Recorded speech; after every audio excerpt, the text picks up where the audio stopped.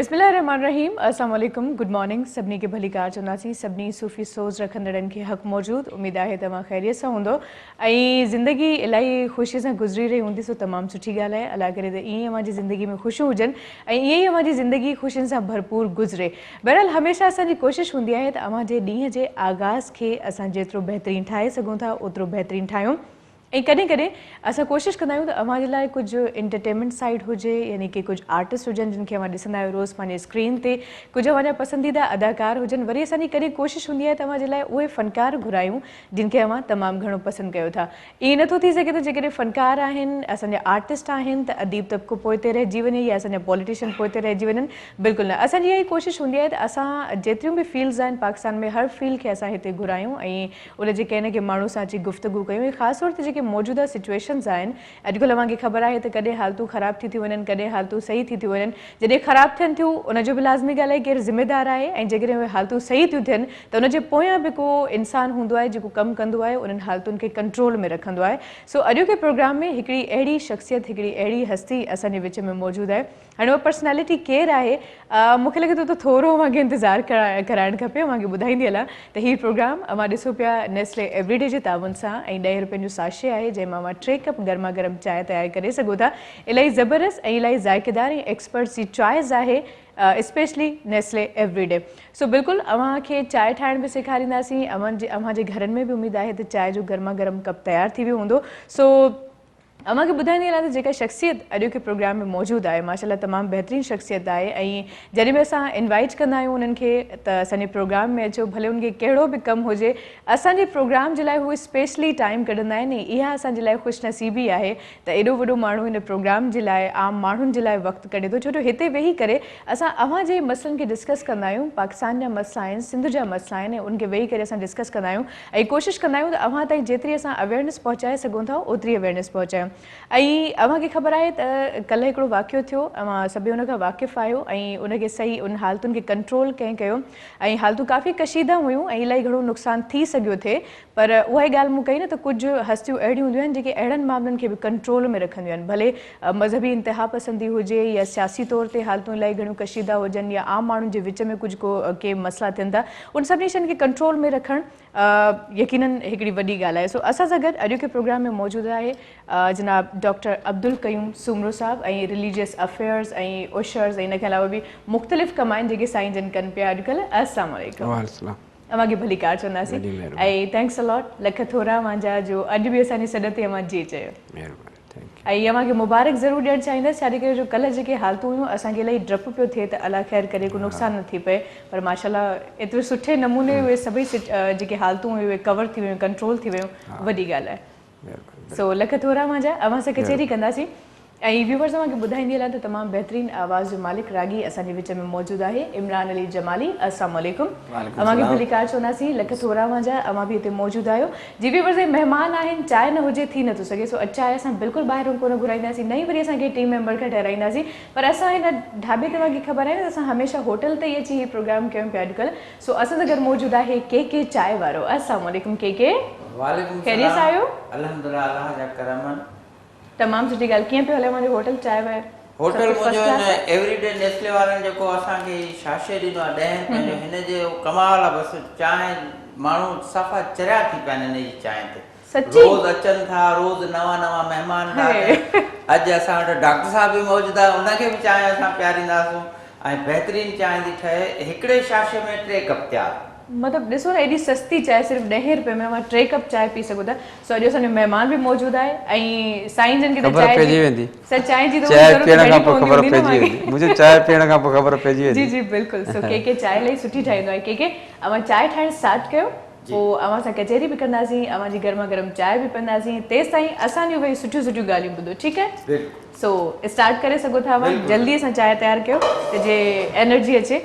क़यूम साहब कल्ह को जेको वाक़ियो थियो जिते मूं चयो त असांखे इलाही डपु पियो लॻे त कुझु हालतूं वधीक कशीदा न थी वञनि छो जो कशीदा त हुयूं कीअं इन्हनि खे कंट्रोल कयो?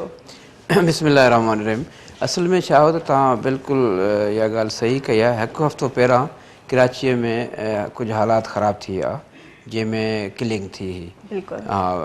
उहो असां 2-3 सालनि जे मुसलसिल जदोजहद खां पोइ कोशिशि खां पोइ कराची शहर के अमन अमान जो हिकिड़ो बाक़ाइदे गहवारो बणायोसीं ऐं माण्हुनि खे एतमाद थियणु शुरू थियो, भरोसो थियणु थियो। हाणे कराची जा हालात बहितर आहिनि। उहे फैमिलीज़ जेके पाकिस्तान छॾे वञी ॿाहिरि हलिया विया उन्हनि वापसीअ जो रस्तो वरितो। हा, त अचो हाणे कराचीअ में अमन थियो आहे, सुकून थियो आहे, बिज़नेस बहितर थो थिए, त उहो असांजो हिकिड़ो तसलसुल हले पियो। अचानक के ही 2-3 वाक़िया थिया। हालांकि तव्हां ॾिठो त मुहर्रम उल हराम जे पूरे महीने में जेके 9-10 मुहर्रम गुज़री आहे उनखां अॻु पूरे सिंध जे अंदरि कराचीअ में को अहिड़ो इंसिडेंट न थियो। हालांकि पहिरियों दफ़ो, हालांकि इन खां अॻु में असांखे थ्रेट्स हुया त बाबा हिन दफ़े हालात ख़राबु थी सघनि था, पर चीफ मिनिस्टर साहिब जी महिनत सां ऐं पंहिंजी टीम जी महिनत सां असां उन्हनि सभिनी शयुनि खे अलहमदुलिल्लाह कंट्रोल कयोसीं। उनखां बाद में हफ़्ते 10 ॾींहंनि खां पोइ ही 2 वाक़िया थी पिया जंहिंमें बेगुनाह माण्हुनि जो ज़ान थी वियो, 6 तक़रीबन ऑलमोस्ट 6 कैजुअल्टीज़ थियूं। उनजे रिएक्शन में कल्ह हिते धरना हुया। इहो एक्चुअल उहो रिएक्शन हुयो जंहिंमें कुझु असां गिरफ़्तारियूं कयूंसीं यकीनन, लेकिन बहरहाल उनजे बावजूदि बि असांजी जमहूरी गवर्नमेंट आहे, असां इहो बि हक़ु न पिया खसणु चाहियूं त को माण्हू एहतिजाज बि न करे, भलू पंहिंजो आवाज़ु ॿुधाए, छो त असां उथणु, हा, असांखे का इहा तकलीफ़ कोन्हे, इहो मुंझारो न हो, पर असां इहो ज़रूरु चयोसीं त कानून जेकॾहिं माना ख़िलाफ़ वर्ज़ी थींदी त पोइ कानून पंहिंजो अमल बि ॾेखारींदो, कानून पंहिंजो एक्शन ॾेखारींदो। पुरअमन एहतिजाज ते असांखे का बि तकलीफ़ न हुई, पर जेकॾहिं तव्हां रस्ता रोके करे माण्हुनि खे तकलीफ़ में विझंदो, एम्बुलेंसिस उतां गुज़री न सघनि, इस्पतालुनि जो अमलो गुज़री न सघे, स्टूडेंट्स कॉलेज या यूनिवर्सिटी या स्कूल में ॿार न वञी सघनि, डिस्टर्ब थियनि, त पोइ यकीनन इहो हिकिड़ो लॉ एंड ऑर्डर सिचुएशन जो मसइलो आहे। इहो बि गवर्नमेंट जो फ़र्ज़ु आहे त बाक़ी ॿियनि माण्हुनि खे प्रोटेक्ट करे, ॿियनि माण्हुनि खे तहफ़ुज़ ॾिए। सिर्फ़ु तव्हां एहतिजाज करण वारनि खे इहो हक़ु न ॾियो त हू अची पंहिंजो जमहूरी हक़ु अदा कनि, पर जेकॾहिं हू गैर जमहूरी ऐं गैर आइनी ऐं गैर क़ानूनी इक़दाम कंदा त पोइ यकीनन कानून बि हरकत में ईंदो, जंहिंजो नतीजो इहो हुयो त कल्ह असां उन्हनि खे कंट्रोल बि थियो। पोइ उनजे बावजूदि बि असांजी कोशिशि इहा हुई त असां पॉलिटिकल जेके वर्कर आहियूं, पॉलिटिकल ज़िमेदारी महसूसु कयूं था, त असां उन्हनि खे घुरायोसीं, डायलॉग कयोसीं, उन्हनि सां ॻाल्हि ॿोल थी ॿिन्ही ग्रुपनि सां, और अलहमदुलिल्लाह बहितर थी वियो माहौल। अॼु कराची वरी सुकून में अची वई आहे। असल में तव्हां अंदाज़ो लॻायो, जेकॾहिं कराचीअ जो सुकून आहे त तव्हां पाण, तव्हांजा त मीडिया सां तालुकात आहिनि, मीडिया जा पाण माण्हू आहियो, तव्हां पाण सभु शयुनि खे ॾिसो था त सेंसिटिविटी जेकॾहिं इहा बरक़रार रहे थी त हालात नॉर्मल न आहिनि। जेकॾहिं कराचीअ में हालात नॉर्मल न आहिनि त इहो पूरे मुल्क ते हिन जो इफेक्ट पवे थो पियो, न सिर्फ़ु सूबे ते पर पूरे मुल्क जो। समुंड आहे, जेकॾहिं उनजा हालात बहितर आहिनि, अमन अमान आहे, सुकून आहे, त हीउ रोज़गार जो शहर आहे। हिते पूरे पाकिस्तान खां माण्हू रोज़गार लाइ अचनि था पिया, पूरे पाकिस्तान खां, न सिर्फ़ु सिंध जा माण्हू आहिनि बल्कि बलूचिस्तान जा माण्हू आहिनि, KP जा माण्हू अचनि था। इहे सभु माण्हू हिते अची करे पंहिंजो रोज़गार कनि था, छो त असां वटि वसाइल आहिनि। पर जेकॾहिं अमन अमान आहे, पर अमन अमान न आहे, हालात ख़राबु आहिनि, डिस्टर्बेंस आहे, माण्हू परेशान आहिनि, घर खां ॿाहिरि को नथो निकिरी सघे, त पोइ उन्हनि जो रोज़गार बि मुतासिर थिए थो, ऐं उनखां अलावा बाक़ी जेका परफॉर्मेंस थिए थी उहा बि सभिनी शोबे सां तालुक़ु रखंदड़ माण्हुनि जी उहा बि मुतासिर थिए थी। तव्हांजी पंहिंजी मीडिया जी परफॉर्मेंस केतिरी मुतासिर थिए थी, पर जेकॾहिं तव्हां बि केॾा ख़ुशि आहियो जो शहर में अमन आहे, तव्हां पाण ख़ुशि आहियो, तव्हांजा प्रोग्राम एतिरा बहितरीन था थियनि पिया, परेशान थी वेंदा आहियूं, कॾहिं कॾहिं लफ़्ज़ कोन मिलंदा आहिनि त असां हिते ॻाल्हाए सघूं। इन खां अलावा तव्हांजा पंहिंजा प्रोग्राम एॾा बहितर थियनि था, जेकॾहिं ॾिसो मुआशिरे में तव्हांजो ऑलमोस्ट कमर्शलाइज़ हूंदा आहिनि प्रोग्राम, तव्हांखे केतिरा माण्हू एड ॾियनि था, केतिरा तव्हां माण्हू जो ॾिसनि था, ऐं जे हालात बहितर आहिनि त माण्हू तव्हांजो प्रोग्राम ॿुधनि था, ॾिसनि था, न त पंहिंजी परेशानियुनि में आहिनि। सो इहो सभु शयूं डिपेंड थियूं कनि पियूं। उनजे करे असां जेका महिनत पोयां 2-3 सालनि में कई आहे उहा एतिरी बहितरीनु रही आहे जो कराची जे अंदरि टारगेट किलिंग ख़तमु थी वई, कराची जे अंदरि भताखोरी ख़तमु थी वई, कराची जे अंदरि अगवा बराए तावन जा जेके वाक़िया थियनि पिया, रोज़ु आए ॾींहुं माण्हू अगवा थी वेंदा, उन्हनि खे पर्चियूं मिलंदियूं, बिज़नेसमैन, दुकानदार, नंढे खां नंढो, वॾे खां वॾे बिज़नेसमैन खे भते जे लाइ पर्चियूं ॾिनियूं वेंदियूं त भाई हेतिरो असांखे पैसो पहुचायो, जे तव्हां नथा पहुचायो त पोइ ॿिए ॾींहुं तव्हांजे। इहे अहिड़ा वाक़िया, पर अलहमदुलिल्लाह हुन में कमी अची वई आहे काफ़ी हद ताईं। हाणे उहे पर्चियूं ख़तमु थी वियूं आहिनि, भताखोरी ख़तमु थी वई आहे, अगवा जा वाक़िया बिल्कुलु ज़ीरो ते पहुता आहिनि। पर किथे किथे जेका फ़िरका वारियत जे हवाले सां ही वाक़िया थियनि था, उन में बि असां तव्हांखे हिकिड़ी मज़े जी ॻाल्हि ॿुधायूं त हिते को शिया सुनी जहिड़ो न आहे। इहा बि तव्हांखे शायदि ॿाहिरि इहो इम्प्रेशन हुजे त इहे वाक़िया थियनि तॾहिं था, पर असुलु इहा ॻाल्हि न आहे। असुलु ॻाल्हि इहा त कुझु अहिड़ियूं फोर्सिस, अहिड़ियूं ताक़तूं आहिनि जेके मुल्क दुश्मन, जेके अनासर, जेके असांजे मुल्क में अमन अमान खे ख़राबु करण जे लाइ जंहिंजो मनसूबो आहे, त जेकॾहिं कराची डिस्टर्ब त पूरो पाकिस्तान डिस्टर्ब आहे। उनजे करे मां अॻु में बि शायदि तव्हांखे ॿुधायो पंहिंजे प्रोग्राम में त असां वटि असांजो पड़ोसी मुल्क जेको आहे सो उन जा मामलात असां सां के सुठा न आहिनि। हुननि पंहिंजनि एजेंसीज़ जे ज़रिए हुननि पंहिंजनि माण्हुनि खे प्लांटेड कयो आहे, जंहिंजे ज़रिए हिते हालात ख़राबु करण में जॾहिं बि हू मौक़ो ॾिसनि था पिया ऐं पंहिंजे मौक़े खां फ़ाइदो वठी करे हू पंहिंजी कार्रवाई कनि पिया। सो इहे सभु शयूं आहिनि, पर असांखे पंहिंजे मुल्क जे लाइ बहितर खां बहितर करिणो आहे, चाहे उहो अमन अमान हुजे, चाहे रोज़गारु हुजे। हींअर त सिंध गवर्नमेंट जेको आहे सो बैन ख़तमु कयो आहे नौकिरियुनि तां। सभ खां वॾी भली ॻाल्हि इहा आहे सिंध वासियुनि जे लाइ त सिंध गवर्नमेंट बैन ख़तमु कयो आहे। हाणे चंद ॾींहंनि जे अंदरि अख़बारुनि जे ज़रिए इश्तिहारात ॾिना वेंदा ऐं सभिनी खे बिल्कुलु तव्हांजे प्रोग्राम जे ज़रिए बि मां माण्हुनि खे आगाह बि कयां थो त तव्हां पंहिंजा डॉक्यूमेंट्स जेके स्टूडेंट्स आहिनि जिन खे रोज़गार, तव्हां पंहिंजा पेपर तयारु कयो। इनशाला 2-3 ॾींहंनि जे अंदरि अंदरि एडवर्टाइज़मेंट थींदियूं, तव्हां पंहिंजो ऐं मेरिट ते थींदो। इहा वॾे में वॾी ॻाल्हि इनशाला ताला मां ॿुधायां, जंहिंजो मिसाल मां तव्हांखे ॾियां। तव्हां असां ॻोठनि सां वास्तो रखूं था पिया, त पुलिस में जो हिन वक़्तु जेका असां भर्ती कयूं पिया उहा इंतिहाई मेरिट ते कयूं था। इंतिहाई मेरिट जेके टेस्टनि में पास थिया आहिनि उन्हनि खे रखूं पिया। को सिफ़ारिशी कल्चर असां बिल्कुलु क़बूल न कयोसीं। असां चयोसीं त जेको छोकिरो पुलिस में ॾिसो न मेंटली, फिज़िकली, हेल्थ वाइज़ ऐं अलर्ट हूंदो त उहो परफॉर्म करे सघंदो।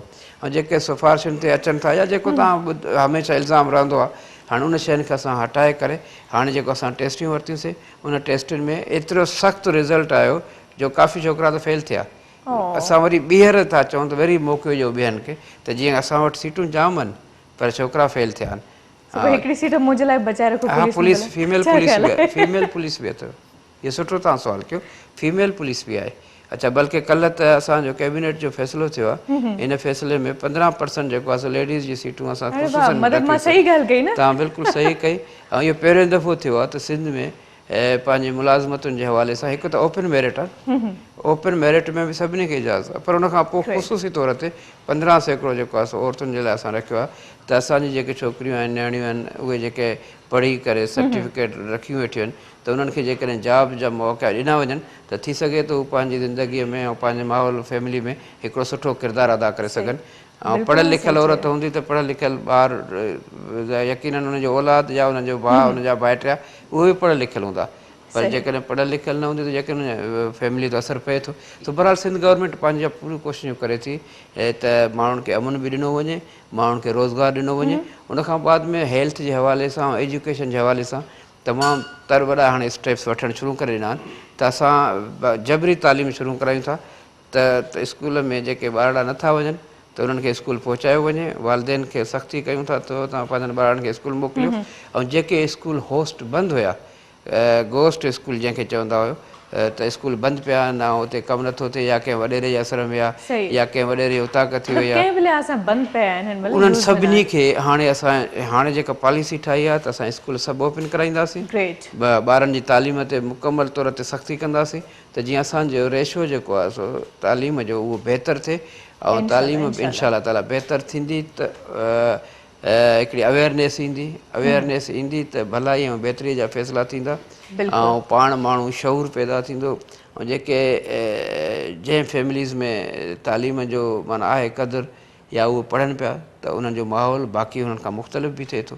उन करे असांजा सभिनी जी कोशिशि हूंदी त सिंध जा सभई ॿार पढ़नि, सिंध जो माहौल बहितरु थिए, तरक़ी जी तरफ़ वाधारो थिए, ज़हनी तरक़ी थिए, उहा पसमांदगी जेका ज़हन में वेठल आहे, ग़ुलामी, उहा निकिरे। ऐं हिकिड़ो अॻिते इनक़लाबी इक़दाम जेको असां शुरू कयो आहे त उन सां गॾु हेल्थ जो असां वधि में वधि केयर कयूं था त जीअं असांजो माशरे में हेल्दी ॿार हुजे, हेल्दी मदर हुजे ऐं हेल्दी माशरो हुजे, बीमारियुनि जो रेशो घटि हुजे, उन्हनि खे प्रॉपर ट्रीटमेंट ॾिनी वञे त एटलीस्ट जेको आहे सो असांजे तव्हां ॾिठो हूंदो जेके तरक़ी याफ़्ता ममालिक आहिनि उते जेकॾहिं हेल्थ खे वधि में वधि प्रिफरेंस ॾिनो थो वञे हेल्दी जेकॾहिं उहो सिहत वाइज़ आहिनि माण्हू त उहे परफॉर्मेंस बहितर था कनि बीमार माण्हू मथां छा एक्सपेक्ट कंदो बिल्कुलु सही चयो बल्कि उते त हर महीने आम माण्हू जो बि हिकिड़ो रूटीन चेकअप थींदो आहे जेको हिते अहिड़ी का ख़ासि सिचुएशन कोन आहे न हिते बि हाणे बहरहाल इहा तव्हांजी ॻाल्हि ठीकु आहे पाईंदासीं पर इहो थियणु घुरिजे असां वटि छा आहे त असांजी बदकिस्मती आहे त असां पंहिंजी हेल्थ जे बारे में केयरलेस आहियूं हद खां वधीक अच्छा हिन में मज़े जी ॻाल्हि त पढ़ियल लिखियल बि वधीक केयरलेस आहिनि हिकिड़ो अञा चइजे न त इहे पढ़ियल लिखियल न आहिनि असां साम्हूं मिसाल वेठा आहियूं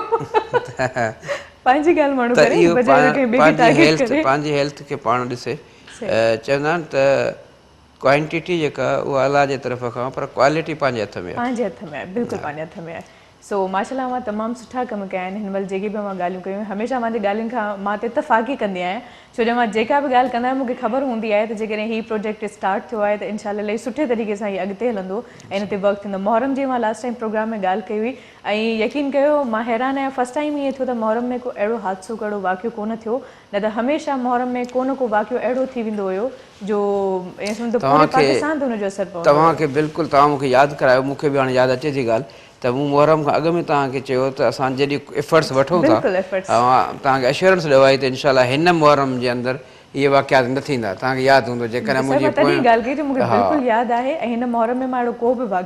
छा थियो हुनजो सबबु मां ॿुधायां न सबबु छा थियो असां ॾाढी महिनत कईसीं वाक़ई इन ट्रू सेंस में तमामु तर जेके मकातिब फ़िक्र जा माण्हू उन्हनि खे एतमाद में वरितोसीं हीअ 3 ॾींहं असां प्रोग्राम खे एतिरो मॉनिटर कयोसीं जो चीफ मिनिस्टर साहिब सां असां विज़िट कईसीं जैकबाद जी शिकारपुर जी सखर जी रोहिड़ी जी जिते अॻे वाक़िया थिया उते असां पाण वियासीं CM साहिबु पाण टाइम कढी करे असां हिकिड़े ॾींहं जे अंदरि इन्हनि सभिनी शहरनि ताईं पहुतासीं उनखां बाद में वरी कराची में जेतिरो असां तवजो ॾिनोसीं त कराचीअ में अमन अमान जो मसइलो किथे बि ख़राबु न थिए पूरो प्रोसेशन 3 ॾींहं जेके आहिनि इंतिहाई सुकून सां गुज़रिया किथे बि को हिकिड़ो इहो एतिरो बि वाक़ियो न थियो जो कंहिंखे को नुक़सानु थिए ऐं उनजो हिकिड़ो माना हिकिड़ी बहितरीनु सूरत असां पेश कईसीं अल्हम्दुलिल्लाह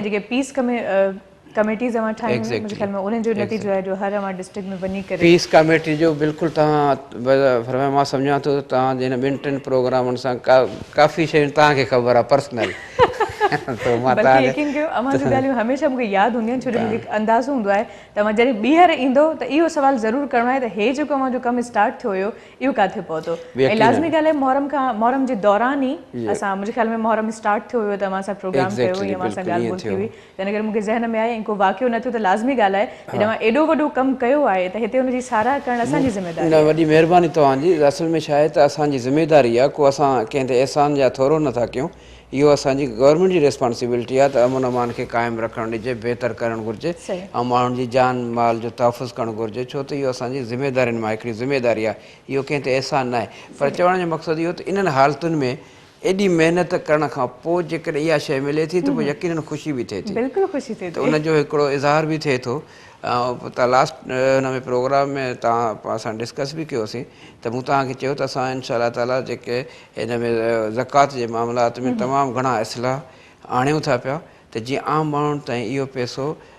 शफ़ाफ़ियत सां ऐं हक़दारनि ताईं पंहिंजो उन्हनि खे हक़ु मिले कल्ह असांजी कैबिनेट मीटिंग में अहम तरीन असां हिन में फ़ैसिला करे चुका आहियूं हा त इनशा ताला इन जो रिज़ल्ट तव्हां हाणे अॻिते चंद ॾींहंनि में ॾिसंदव त असां ज़कात जे निज़ाम खे केतिरो मुयसरु केतिरो शफ़ाफ़ जो कंहिंखे इहो अहसासु बि न थिए ग़रीब खे त मुंहिंजे मथां को गवर्नमेंट अहसान थी करे असांखे अहसासु ॾियण जे बग़ैर उनजे इज़त नफ़्स खे माना मजरूह करण खां बग़ैर इनशा ताला उनजी असां मदद कंदासीं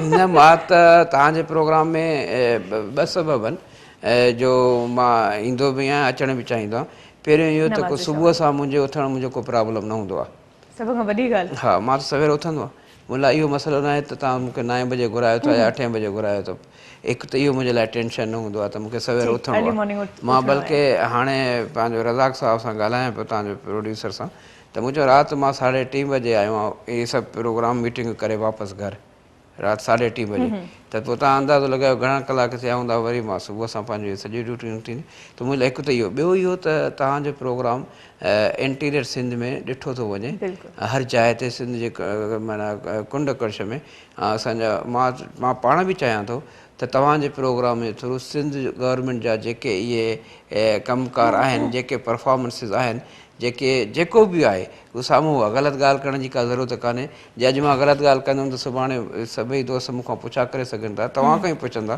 त भई तव्हां पंहिंजनि प्रोग्रामनि में अहिड़नि ग़लति माण्हुनि खे जेके ग़लति ॻाल्हियूं था कनि छो था घुराइनि पर मूंखे उमेदु आहे मुंहिंजो ज़मीर मूंसां क्लियर आहे त मां हमेशह सां महिनत कई आहे पंहिंजे पार्टी जे हवाले सां महिनत कई आहे असांजो चेयरमैन तव्हां ॾिठो त कहिड़ी महिनत थो करे 3 ॾींहं अॻु असां ॾेरकी वियासीं उन जलसे में तव्हां इहो बि ॾिठो हूंदो मीडिया जे ज़रिए तव्हांखे यकीनन सही पर जेकॾहिं असां पार्टी जी ॻाल्हि न बि था कयूं त इंडिविजुअली माशाल्लाह अवां एतिरो सुठो कमु कयो पिया छो जो कुर्सी त मूं वटि बि आहे पर जेकॾहिं मां हक़ अदा नथी कयां त हिन कुर्सीअ जो कहिड़ो फ़ाइदो आहे त इहा ई ॻाल्हि आहे त सभिनी खे हिकिड़ी सीट आहे पंहिंजो हिकिड़ो उहिदो आहे पर उहे ज़िमेदारियूं केरु कीअं थो निभाए इहा हिकिड़ी वॾी ॻाल्हि आहे छो जो इक़्तिदार में त एॾा वॾा वॾा माण्हू असां ॾिठा आहिनि पर ॻाल्हियुनि जी हद ताईं ऐं प्रैक्टिकल माण्हू इलाही घटि ॾिठा आहिनि जेके प्रैक्टिकली वर्क कनि था ऐं ॿुधाइनि था प्रूफ कनि था त असां ही कमु कयो आहे ऐं असां ही करे सघूं था जेके राइट्स असां वटि आहिनि असां उनखे यूज़ करे सघूं था सो माशाल्लाह अव्हां में इहे सभई ताक़तूं इहे सभई हुनर आहिनि तव्हां हर शइ खे इलाही सुठे तरीक़े डील कयो था ऐं अॼु एतिरियूं कॉल्स अचनि पियूं पर असां न पिया वठूं रीज़न इहो आहे त हमेशह अव्हां जॾहिं बि कचहरी थींदी आहे इलाही इंफॉर्मेशन असां कोशिशि कंदा आहियूं त अव्हां ताईं पहुचायो सो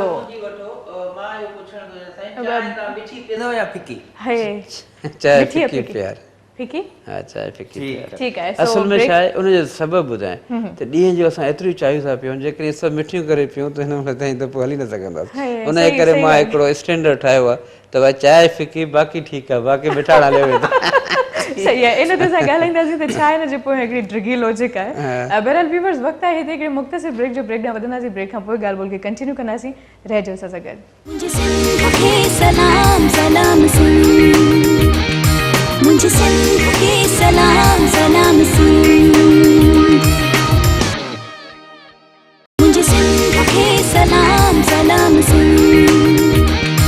मुझे सिंध के सलाम सलाम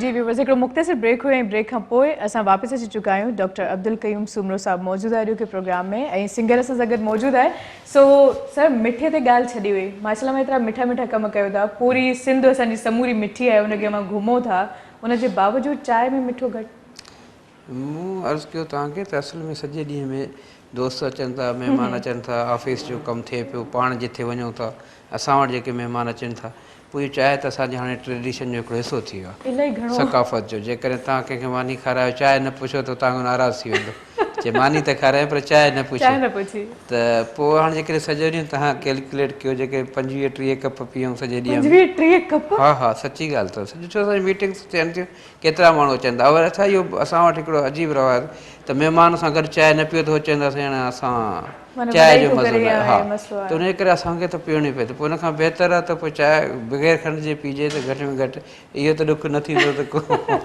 अलहमदिल्ला हिन ताईं असांखे न माना इहा कंप्लेन न थी आहे त रीज़न इहो आहे त मां एज़ अ डॉक्टर बि पाण खां हिननि सभिनी शयुनि खे सम्झां थो त जेके असल में ॿियो हिकिड़ो असां सां ज़ाती तौर ते ॿियो मसइलो आहे त पंहिंजो टाइम एतिरो घटि आहे पंहिंजी ज़ात जे लाइ जो मूंखे न एक्सरसाइज़ जो टाइम थो मिले न इवन वॉक जो टाइम थो मिले बावजूदि सिर्फ़ु इहो रीज़न इहो आहे त मां पंहिंजे वज़न खे कंट्रोल करण जी कोशिशि कंदो आहियां त घटि खावां ऐं तव्हां जेकॾहिं इहा ॻाल्हि एतबार जहिड़ी मां सम्झां थो हुजणु घुरिजे मां एक्सरसाइज़ बि कोन थो कयां बिल्कुलु न वॉक थो करे सघां न एक्सरसाइज़ थो करे सघां पर घटि में घटि मां इहो कंट्रोल कयो आहे डाइट ते त मां 24 कलाकनि में हिकिड़ो दफ़ो खाइण खे तरजीह ॾींदो आहियां बाक़ी हा सची ॻाल्हि इहा अथव न राति जो बसि सुबुह जो बि मां चांहि पियां चांहि सां गॾु हिकु अधु बिस्किट या हिकु अधु पीस बसि इन खां अलावा न उमूमन इहो कॾहिं कॾहिं पोइ घर वारनि जो प्रेशर हूंदो आहे त नाश्तो करे वञ या ॻोठु वञा त पोइ अम्मा पोइ बग़ैर नाश्ते जे न छॾींदी आहे अहिड़े क़िस्म जूं ॻाल्हियूं हूंदियूं आहिनि मुंहिंजे ख़्याल में असांखे अमड़ ते ॻाल्हाइणु खपे छो जो हिन महिल ताईं कम ते ॻाल्हायो आहे अॼु मुंहिंजे ख़्याल में त अमड़ ते फोकस रखणु खपे अमड़ कीअं आहे दड़का ॾींदी आहे अमड़ भला मूंखे छा ॾींदी आहे दड़का ॾींदी आहे कॾहिं कॾहिं प्यार मज़ा अबा मानी नथो खाई न इन ते दड़का न ॾींदी आहे पर हू पाण खे ॾुख थींदो अथसि हू ॾुखियल थींदी आहे, पोइ वरी असांखे उहा वरी बर्दाश्त न थींदी आहे। सही। अच्छा, अमर जे हथ जो वधीक छा वणंदो आहे, छा स्पेशली फरमाइश कंदा आहियो त अमर जे करे हीउ पचाए मिले तव्हांजे हथ जो? बसि जेको हुनजे हथ में मिले सभु शइ? सभु कुझु। अच्छा, तमामु सुठी ॻाल्हि। भला जेकॾहिं अमर जी ॻाल्हि थी आहे, सिंध जी ॻाल्हि थी आहे, त पुछो न, असां सिंध जो ई फोक रंग आहे हिकिड़ो, ॿुधणु चाहींदो? जेकॾहिं तव्हांजी इजाज़त हुजे त असां ज़रूरु शामिल करणु चाहींदासीं। माण्हू ॿुधणु चाहींदा, सॼी सिर्फ़ु मुंहिंजे ॿुधण जी ॻाल्हि न आहे, पूरे सिंध जा माण्हू ॿुधंदा असांखे। ठीकु, ख़ैर तव्हां त ॿुधायो, तव्हांखे त टाइम ई न आहे हूंदो मौसीक़ी ॿुधण जो। वेठा आहियूं तव्हां सां ॿुधूं था। अॼु मांखे ॿुधायो न। इमरान, छा ॿुधाईंदो? जी, मुर्शिद बुढ़े साईं काफ़िया। जी।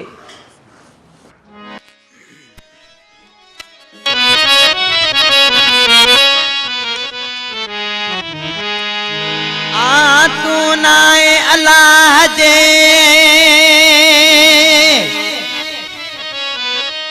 हो मूंखे सोढल की मस्का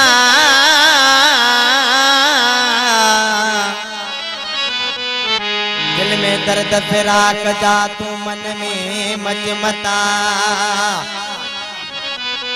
ओ बिरह तुझे जी बहाना बुठल मुझे जीव वंदर जड़ गाड़ी तुझे हुसन सजण हैरान कजोला तुझे हुसन रबरा हैरान कयो ईदन दाम विची दिल के देवान कजोला तुझे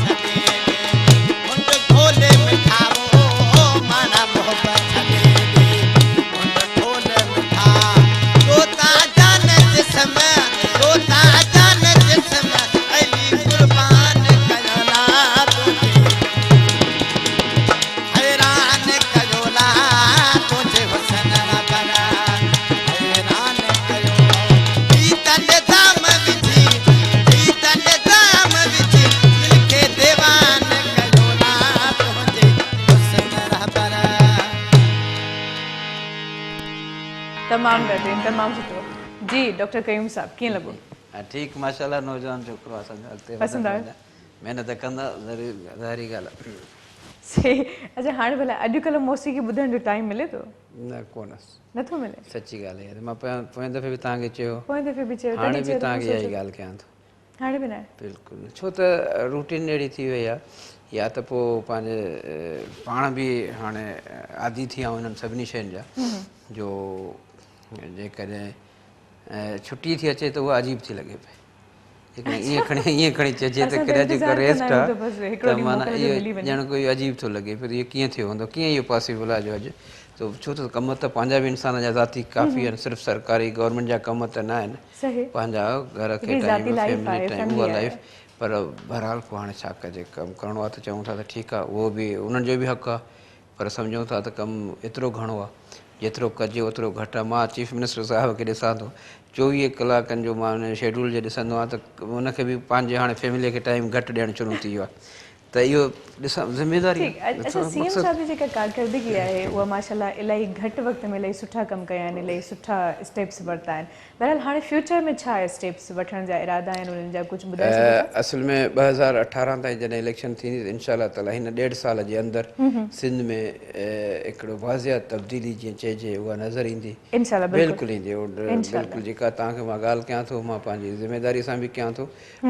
मां बिल्कुलु इन शयुनि खे ॾिसां थो छो त मुंहिंजो 24 कलाकनि जो जॾहिं वास्तो आहे त ख़बर पवे थी त सिस्टम में छा पियो थिए सो हुनजे लाइ जॾहिं असां बुनियादी तौर ते रोज़गार ते ज़ोर ॾिनो आहे त बेरोज़गारी ख़तमु थिए या इन खां अलावा एजुकेशन ते जीअं मूं तव्हांखे अर्ज़ु करियुमि या हेल्थ जे हवाले सां इहे त उनखां पोइ टीं शइ जेका जंहिं ते पाण अञा डिस्कस न कयोसीं उहो इंफ्रास्ट्रक्चर आहे त सिंध जा रोड रस्ता इहे जेको तमामु घणे वक़्त खां वठी हिकिड़ी क्रिटिसिज़म थिए थी त मुखालिफ़ जेके आहिनि हालांकि अहिड़ी ॻाल्हि न आहे पर उनजे बावजूदि बि असां चाहियूं था त इन साल ॾेढ जे अंदरि सिंध जे सभिनी शहरनि जा जेके रोड आहिनि रस्ता आहिनि ड्रेनेज सिस्टम आहे सफ़ाई जो सिस्टम आहे इनखे बहितर कयो वञे त जीअं घटि में घटि हीअ बुनियादी सहूलियतूं आहिनि जेके हर माण्हू जो हक़ु आहे जेको माण्हू पैदा थिए थो उनखे तालीम जो बि हक़ु आहे उनखे तालीम ॾिनी वञे उनजी सिहत जी बि हक़ु आहे उनखे हिकिड़ो सुठो मुआशिरो साफ़ु सुथिरो माना अहिड़ो ॾिनो वञे मुआशिरो जंहिंमें हू पंहिंजी बि ज़िंदगी गुज़ारे ऐं पंहिंजे अहल अयाल सां हिकिड़ो सुठो वक़्तु गुज़ारे सघे त इहे सभिनी शयुनि ते तरफ़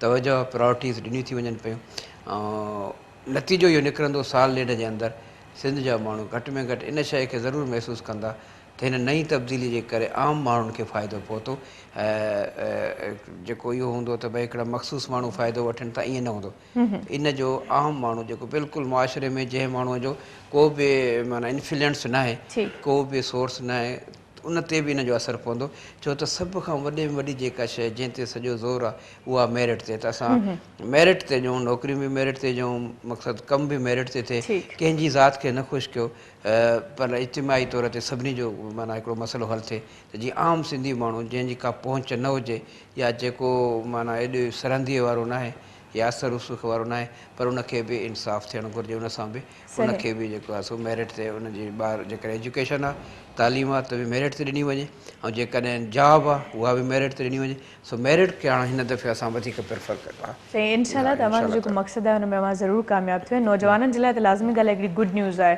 छो जो हिकिड़ो टाइम हुयो जॾहिं PhD होल्डर्स हुया जिन वटि वॾियूं वॾियूं डिग्रियूं हुन जे बावजूदि जॉब कोन हुई ऐं अक्सर सुसाइड केसिस बि थिया इलाही नौजवाननि पंहिंजी जान ॾेई छॾी इन चकर में त हाणे असां छा था करे सघूं सो लाज़मी ॻाल्हि आहे त उन्हनि जे लाइ त हिकिड़ो ईअं चए त गोल्डन चांस बि आहे ऐं पाकिस्तान जे लाइ हिकिड़ो सुठो स्टेप आहे छो जो इहे नौजवान असांजो मुस्तक़बिल आहिनि ऐं इहे बहितरीनु कुझु करे सघंदा बहरहाल सर हिन महिल ताईं इलाही कुझु कवर थी चुको आहे इंशाल्लाह उमेद रखूं था त सभु कुझु सही थी वेंदो जेके मज़हबी मामला आहिनि उहे उहे इलाही सेंसिटिव हूंदा आहिनि बट अवां उनखे इलाही सुठे नमूने डील कंदा आहियो सो कीअं कंदा आहियो बिल्कुलु इहो आम सुवालु आहे त असल में छा आहे त ज़ाती तौर ते बि मुंहिंजो उन्हनि तमामु सभिनी सां हिकिड़ो तालुक़ु रहियो आहे वेझड़ाइप रही आहे माशाल्लाह हा बिल्कुलु मां जंहिंजो तव्हांखे मां ॿुधायो त हिन पोएं साल जे अंदरि हिकिड़े साल में असां कराची में या इंटीरियर सिंध में तमामु तर मज़हबी जेके तबक़ात आहिनि ऐं उन्हनि सभिनी सां मुंहिंजियूं मीटिंग्स थियनि थियूं चाहे उन्हनि उलमा जो सुन्नी मज़हब सां तालुक़ु हुजे या शिया सां हुजे या को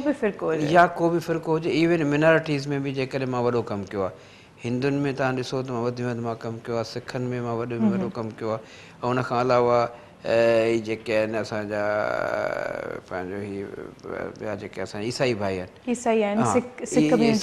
सभिनी सां हिकिड़ो मुंहिंजो रिलेशन जेको रहियो आहे हमेशह ऐं मां पोएं साल में जेका असांजी ऑफिशियल मीटिंग थियूं आहिनि उहे ऑलमोस्ट 87 जे क़रीब थी वियूं आहिनि हिकिड़े साल जे अंदरि 87 मीटिंग्स थी वियूं मीटिंग्स जेके मुख़्तलिफ़ तबक़ात जे दरमियान त पोइ उहो तालुक़ु रहे थो हाणे त इहो आहे त जेकॾहिं 300 माण्हू तव्हां साम्हूं विहारियो त मूंखे हुन जा नाला टिप्स ते यादि हूंदा आहिनि त मां नालनि सां उन्हनि खे माना चई सघां थो साईं हा हक़ीक़त त इहा इहा माना को मज़ाक नथो कयां तव्हां जंहिं बि तबिके जे माण्हुनि सां मुंहिंजो वास्तो हुजे एतिरी मां इंटरेक्शन कई आहे विच में कामयाबी जो सबबु जेको बि कुझु रिज़ल्ट मिलियो आहे अलहमदिल्ला उहो ई मिलियो आहे त असां उन्हनि खे वेझो आंदो आहे पंहिंजो राब्तो वधीक रहियो आहे मां पाण हर जाइ ते वञा थो उन्हनि खे पाण वटि घुरायूं था माना इहो हिकिड़ो सिलसिलो कॾहिं कॉन्फ्रेंस जे ज़रिए सुञायूं था कॾहिं मीटिंग्स जे ज़रिए कॾहिं चांहि पाणीअ ते कॾहिं पाण उन्हनि जी दावतुनि में वञूं था पोइ उन सां छा आहे त जॾहिं तव्हांजो हिकिड़ो तालुक़ु ठहे थो हाणे मिसाल मूंखे तव्हां पंहिंजो मिसाल ॾियो हीअ मुंहिंजो ग़ालिबन 3 या 4 प्रोग्राम आहे तव्हांजे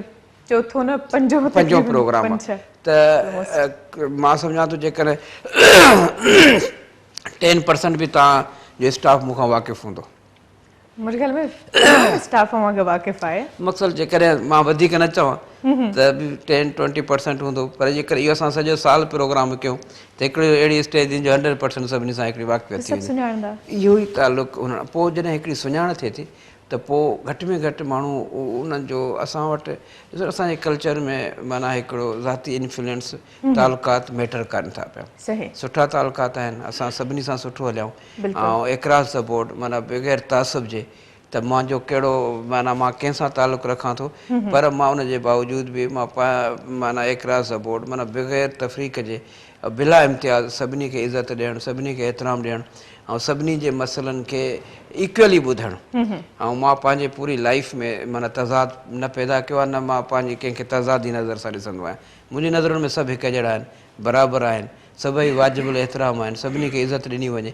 पोइ उनजो नतीजो इहो निकितो आहे त घटि में घटि हिकिड़ो तालुक़ु पैदा थियो आहे तव्हांखे मां पोइ दफ़े बि चयो त हिननि जा जेके सख़्तु तरीन धरणा हूंदा आहिनि इंतिहा जंहिंमें शिदत हूंदी आहे इश्तियाल हूंदो आहे ईअं लॻंदो आहे त ॼण त थोरी देरि में ई पूरे हुनखे मुल्क खे बाहि ॾेई छॾींदा तव्हां बिलीव कयो मां मक़सदु जेको तव्हांखे चवां थो मां हिकु हिकु लफ़्ज़ जो अमानतदार आहियां ज़िमेदार आहियां त उन्हनि जलसनि में इन बाहि वारे जलसनि में मां पाण फिज़िकली वेंदो आहियां उते उन्हनि जी स्टेज ते वञी वेही रहंदो आहियां मुंहिंजो हाणे ॿुधायो गवर्नमेंट जे ख़िलाफ़ु तव्हां छा था ॻाल्हायो त हाणे छो त हिकिड़ो कॉन्फिडेंस आहे उहो सभु मुंहिंजा ॾिठल आहिनि जेके स्टेज ते वेठा हूंदा आहिनि उहे सभु मूंखे सुञाणनि मां उन्हनि खे सुञाणा त कुझु हया शर्म जो बि हिकिड़ो तालुक़ु आहे त भई जॾहिं सिंध जो नुमाइंदो हिन सूरत हाल में अची वेठो आहे त कुझु ईअं माना असां अंदाज़ो लॻायो त उन बाहि में बि मां पाण खे जुदा न कयो आहे इवन हाणे जेके वाक़िया थिया जंहिंमें शहादतूं थियूं जनाज़नि निमाज़नि खां वठी तदफ़ीन ताईं मां उन्हनि मां गॾु हुअमि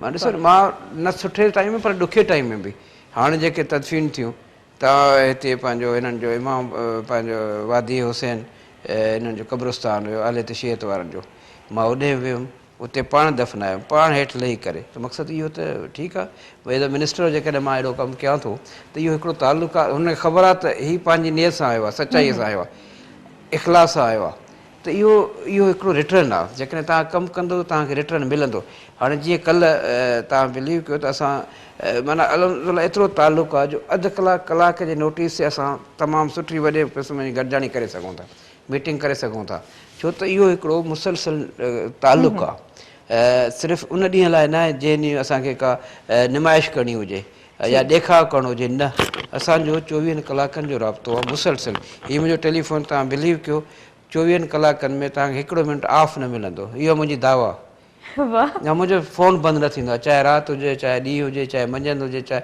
हा अटेंड न थींदो उहा जुदा ॻाल्हि हाणे तव्हां सां प्रोग्राम में वेठो आहियां हाणे काफ़ी दोस्त मूंखे फ़ोन कनि था मां ॾिसां थो साइलेंट ते आहे हिकिड़ी ॻाल्हि ॿुधायो सभिनी जी कॉल अटेंड कंदा आहियो या कुझु हाणे तव्हांखां मां इहो तव्हां खां सुवालु कयुमि तव्हांजे प्रोग्राम में वेठो आहे जस्टिफिकेशन हाणे इहा तव्हां ॾियो त इहो कलाकु त मां नथो अटेंड करे सघां अहिड़े नमूने सां जेकॾहिं मां कंहिं मीटिंग में वेठो आहियां त नथो अटेंड करे सघां मजबूरी आहे या मां टीवी शोज़ ते अचां थो मुख़्तलिफ़ प्रोग्रामनि में उन में नथो अटेंड बाक़ी इन खां अलावा 24 कलाकनि में मां कॾहिं पंहिंजो फ़ोन ऑफ न रखियो आहे इन जे करे त मां सम्झंदो आहियां त मसाइल प्रॉब्लम उहे तव्हांजे फ़ोन जे ऑफ थियण सां घणनि माण्हुनि खे वधीक थी सघे थी तव्हां उन्हनि खे कुझु न ॾियो त घटि में घटि फ़ोन करे आथत त ॾेई सघो था उन्हनि जी कॉल ॿुधी करे अधु उन्हनि जा मसइला हल करे सघो था इहो त न चवंदा त भई असांखे नंबर त ॾिनो अथई पर असांजो नंबर अटेंड नथो करे या मैसेजिस हूंदा आहिनि त मां उहे पढ़ंदो आहियां फ़ौरन या जेकॾहिं कॉल मां फारिग आहियां मिसाल फारिग इन दैट सेंस त का ऑफिशियल मीटिंग न आहे या टीवी प्रोग्राम न आहे या को ॿी अहिड़ी का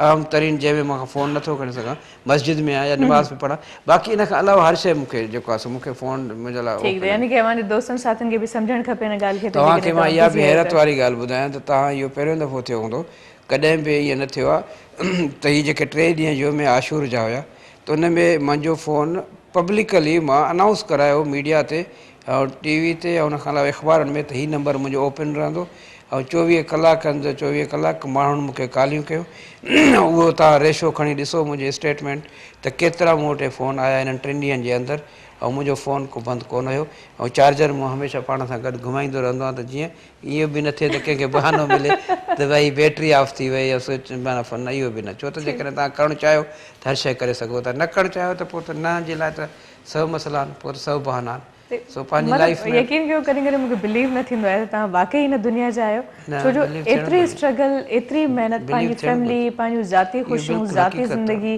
एवरीथिंग हर शइ मुंहिंजी साइड ते आहे सिर्फ़ु ऐं सिर्फ़ु पंहिंजे कम जे लाइ पंहिंजे माण्हुनि जे लाइ ऐं इन खां वधीक महिनती स्ट्रगल वारो माण्हू मां हिन ताईं मुंहिंजी लाइफ में हिन में शक न आहे बहरहाल हर को पंहिंजी ॻाल्हि न करे मां पंहिंजी ॻाल्हि कॾहिं बि नथो चयो कयां जो मां वेही हिते मीडिया ते पाण खे को प्रोजेक्शन नथो ॾियणु चाहियां पर मक़सदु इहो आहे त तव्हां यकीन कयो त जेकॾहिं तव्हांखे का सुकून ख़ुशी मिले थी त कम में थी मिले इहो त मुंहिंजो ज़ाती एक्सपीरियंस आहे ज़मीर बि मुतमिन रहे थो पाण हालांकि पंहिंजी तकलीफ़ आहे भॼ डुक सां इंसानु पाण बि थकी थो पए इवन फैमिली आहे फैमिली आहे शिकायत सभु करे डिस्टर्ब थी थिया आहिनि पर पोइ बि किथे न किथे हिकिड़ो सुकून वारो पहलू ज़रूरु आहे जेको सेटिस्फेक्शन ॾिए थो त भई हे कमु असां मां कमु कयूं था पिया ठीक त का ज़िमेदारी आहे ॾिसो जेकॾहिं अॼु इहा ज़िमेदारी आहे त अलाह जी महिरबानी आहे इंसान त पाण कुझु बि न आहे न पर जेकॾहिं अलाह ताला हिकिड़ो मौक़ो ॾिनो आहे ज़िमेदारी ॾिने थी त पोइ वरी पुछा बि थींदी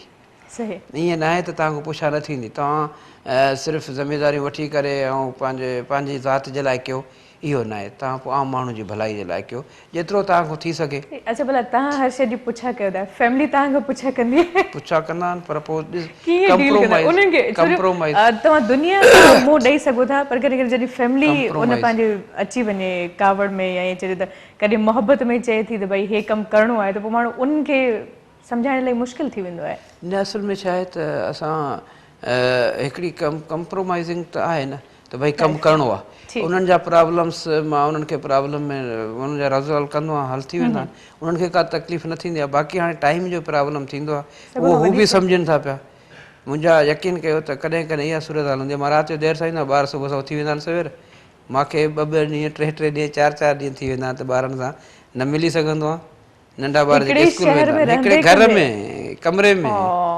कमरे हिकिड़े में घर जी बि ॻाल्हि न कयो हिकिड़े कमरे में जो मां राति जो अचां देरि सां ॿार सुम्हिया पिया हूंदा आहिनि वरी सुबुह सां हू सवेर उथी वेंदा आहिनि स्कूल वरी मां राति जो देरि सां अचां पोइ संडे जे ॾींहुं जेको मूंखे जेके न निकिरणो हूंदो आहे या छंछर जे ॾींहुं या सुबुह जो अर्ली का मीटिंग न हूंदी आहे त पोइ मां ॿारनि खां हाल वाल वठंदो आहियां पूरे हफ़्ते जो इहो मां तव्हां सां ग़लति ॻाल्हि नथो कयां तव्हां मुंहिंजे घर हली करे तव्हांखे मां दावत जहां तव्हां अचो कॾहिं ॾिसो अच्छा ॿार केतिरा आहिनि वॾे घर में 4 ॿारनि मां 4 ॿार छोकिरियूं छोकिरा 2 छोकिरियूं 2 नियाणियूं 2 पुट माशाल्लाह उनखे इंट्रस्ट आहे तव्हांजी फिल्म में त जेको कमु बाबा पियो करे असांखे बि उहो ई करिणो आहे न इंट्रस्ट उन्हनि जो पाण जी पढ़ाई जो इंट्रस्ट हाली त मां उन्हनि खे इन ई उन्हनि जो इंट्रस्ट बि इहो आहे मां बि इहो ई चाहियां त तूं पढ़ंदा रहनि बसि बाक़ी हाणे मुंहिंजनि कमनि में पवंदा त पोइ इहे वरी पंहिंजी पढ़ाईअ तां हथु खणी वेंदा छो त कमु खुटणा न आहिनि ॾिसो न कमु जेतिरो तव्हां वधाईंदो हीउ कमु एतिरो ओतिरो वधंदो छो त मसाइल घणा आहिनि ॾिसो तव्हां ॾींहुं राति महिनत कयो तव्हां पंहिंजनि इदारनि में केॾी महिनत था कयो त पोइ छा सेटिस्फेक्शन जी हद थी वेंदी आहे न अञा तव्हां चाहींदो अञा वधीक कमु कयूं अञा तव्हां चाहींदो त अञा वधीक कमु कयूं छो त कम जो काथो न आहे खोट न आहे कमु अञा हलंदो कॾहिं कॾहिं त ईअं हूंदो आहे त भले सिलो मिले थो या नथो मिले असांखे ख़बर हूंदी आहे त असांखे माण्हू ॾिसनि पिया सिलो मिले थो न हिकिड़ी ॻाल्हि आहे त कॾहिं कॾहिं ईअं थींदो आहे इंसानु डिसहार्ट कॾहिं थी वेंदो आहे कंहिं बि इशू जे करे पर असांखे ख़बर हूंदी आहे त असांखे पंहिंजो बेस्ट ॾियणो आहे पोइ हाणे माण्हू छा था सम्झनि छो था सम्झनि न मां इहा ॻाल्हि तव्हांखे सम्झाइणु चाहियां थो मां पूरे मुंहिंजा जेके दोस्त मूंखे ॿुधनि था पिया तव्हां हिकिड़ो इंतिहाई अहम सुवालु कयो आहे ज़िंदगीअ में को बि माण्हू इहो न चए त मूंखे सिलो नथो मिले पियो इहो मुंहिंजो ईमान आहे सिलो तव्हां घर जाइ ते मिलंदो पर उन में छा आहे उन में लिखियलु as you sow so shall you reap जेको तव्हां कंदो उहो ई लुणंदो उहो ई मिलंदो सिलो मिलंदो ग़लति कंदो त ग़लती जो बि तव्हांखे सबक़ु मिलंदो सही कंदो सही जो बि मिलंदो ईअं न आहे त दुनिया जे अमल हर एक्शन जो रिएक्शन आहे। बाल तव्हां भित ते हणंदो त वापसि थींदो बिल्कुलु एक्शन रिएक्शन एक्शन जो रिएक्शन थियणो आहे। हाणे जेकॾहिं पॉज़िटिव कमु कंदो त उनजी पॉज़िटिविटी तव्हांजे साम्हूं ईंदी, बिल्कुलु नेगेटिव कंदो त उनजी नेगेटिविटी तव्हांजे साम्हूं ईंदी। बिल्कुलु इहो न आहे त दुनिया में तव्हां कमु कयो तव्हांखे उनजो अजुर न मिले। सही कंदो त उनजो बहितरीनु परफॉर्मेंस ईंदी, ग़लति कंदो त उनजो हिसाब बि थींदो। तमामु सुठी ॻाल्हि कई। ऐं डॉक्टर कयूम साहब वॾी महिरबानी, लख थोरा अव्हांजा क़ीमती वक़्त कढी अव्हां हिते आयो, ॾाढी ख़ुशी थी अव्हां सां कचहरी करे। ऐं जॾहिं बि अव्हां सां प्रोग्राम थींदो आहे यकीन कयो मां सेटिस्फाई थी उथंदी आहियां त अॼोको प्रोग्राम इलाही सुठो थी वियो। छो जो ॻाल्हियूं एतिरियूं सुठियूं हूंदियूं आहिनि, वरी मूंखे इहा बि ख़बर हूंदी आहे त हाणे जेके ॻाल्हियूं थियूं आहिनि उहे फेक न आहिनि, उन्हनि ते वर्क थींदो, जेके अव्हां प्लैनिंग आहे अव्हांजी उन ते अव्हां कमु कंदो। सो आख़िर में पैगाम छा ॾियणु चाहींदो व्यूवर्स खे? पैगाम त जीअं तव्हांखे मूं चयो त उहा चयो मायूसी जी का बि ज़रूरत कोन्हे का। पहिरीं ॻाल्हि त इहो तव्हां सम्झी छॾियो, इस्लाम में बि दीन में बि ऐं दुनिया जे हर मज़हब में मायूसीअ खे ग़लति करार ॾिनो वियो आहे। इंसान खे मायूस थियण जी ज़रूरत ई न आहे। हौसलो इंसान खे धरतीअ खां आसमान ताईं पहुचाईंदो आहे। मायूसी जेकॾहिं शुरू थी त आसमान खां माण्हू हेठि किरंदो त हुनजो का हिसाब ई न आहे। हिमत हौसले खां कमु वठणु घुरिजे, पंहिंजी सचाई इख़लास सां कमु करणु घुरिजे। अलाह ताला ज़रूरु इंसान खे उनजो सिलो ॾींदो ऐं बिल्कुलु उनजे लाइ जदोजहद करणु घुरिजे, उनजे लाइ थोरो हिकिड़ो रस्तो मुतयन करणु घुरिजे। सिर्फ़ु एतिरो तव्हां ठाहियो त डेस्टिनेशन तव्हांजी छा आहे। जेकॾहिं तव्हां मंज़िल पोइ पहुचणु सवलो आहे, पर जेकॾहिं तव्हां मंज़िल जो तयन न कंदो, तव्हां टारगेट न कंदो पंहिंजी लाइफ जो, त पोइ तव्हांखे ख़बर न पवंदी त असां रस्तो कहिड़ो था वठूं, वञिणो केॾांहुं। पहिरियों टारगेट सेट कयो, मंज़िल तव्हां सेट कयो, पोइ इनशा ताला तव्हां जदोजहद कयो, तव्हां पंहिंजे मंज़िल ते पहुची वेंदो। मुंहिंजो इहो पैगाम। Again thank you so much, वॾी महिरबानी, माशाल्लाह तमामु सुठो पैगाम। के अव्हां त मौजूदु हूंदो असां सां गॾु, ऐं अव्हां जी वॾी महिरबानी, लख थोरा अव्हांजा। आख़िरी कलाम अव्हांखे ज़रूरु असां ॿुधणु चाहींदासीं। ऐं व्यूवर्स ॿियो जेको कलाक हूंदो उन में असां सां गॾु हिकिड़ो ॿियो महिमान हूंदो। सो सॉन्ग खां पोइ असां डायरेक्टली ब्रेक ते हलिया वेंदासीं, ब्रेक खां पोइ अव्हां सां मिलंदासीं। सो जी छा था ॿुधायो आख़िर में? जी ये जुल्फ़कार बुढ़े जो कलाम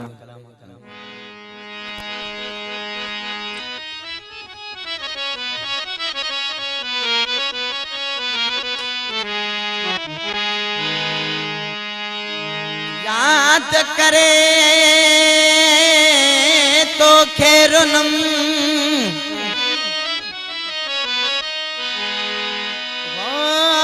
याद करे तो खेरुनम मुझा दिलदार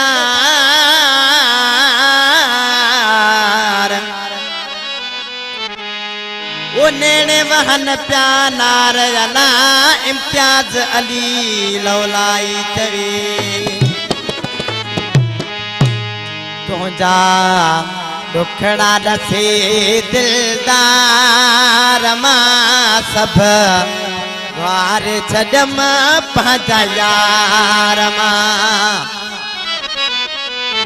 वो दुख तुझे जी शुरुआत कई दोस्तन सामुरात कई दोस्तन सामुरात वसीयत मां बरसात तोड़ा दुखड़ा दसे दिलदार मां सब वार छडम पंहिंजा यार मां तोड़ा दुखड़ा दसे दिलदार मां सब वार छडम पंहिंजा यार मां दुख तुझे जी शुरुआत कई दोस्तन सामुरात कई दोस्तन सामुरात वसीयत मां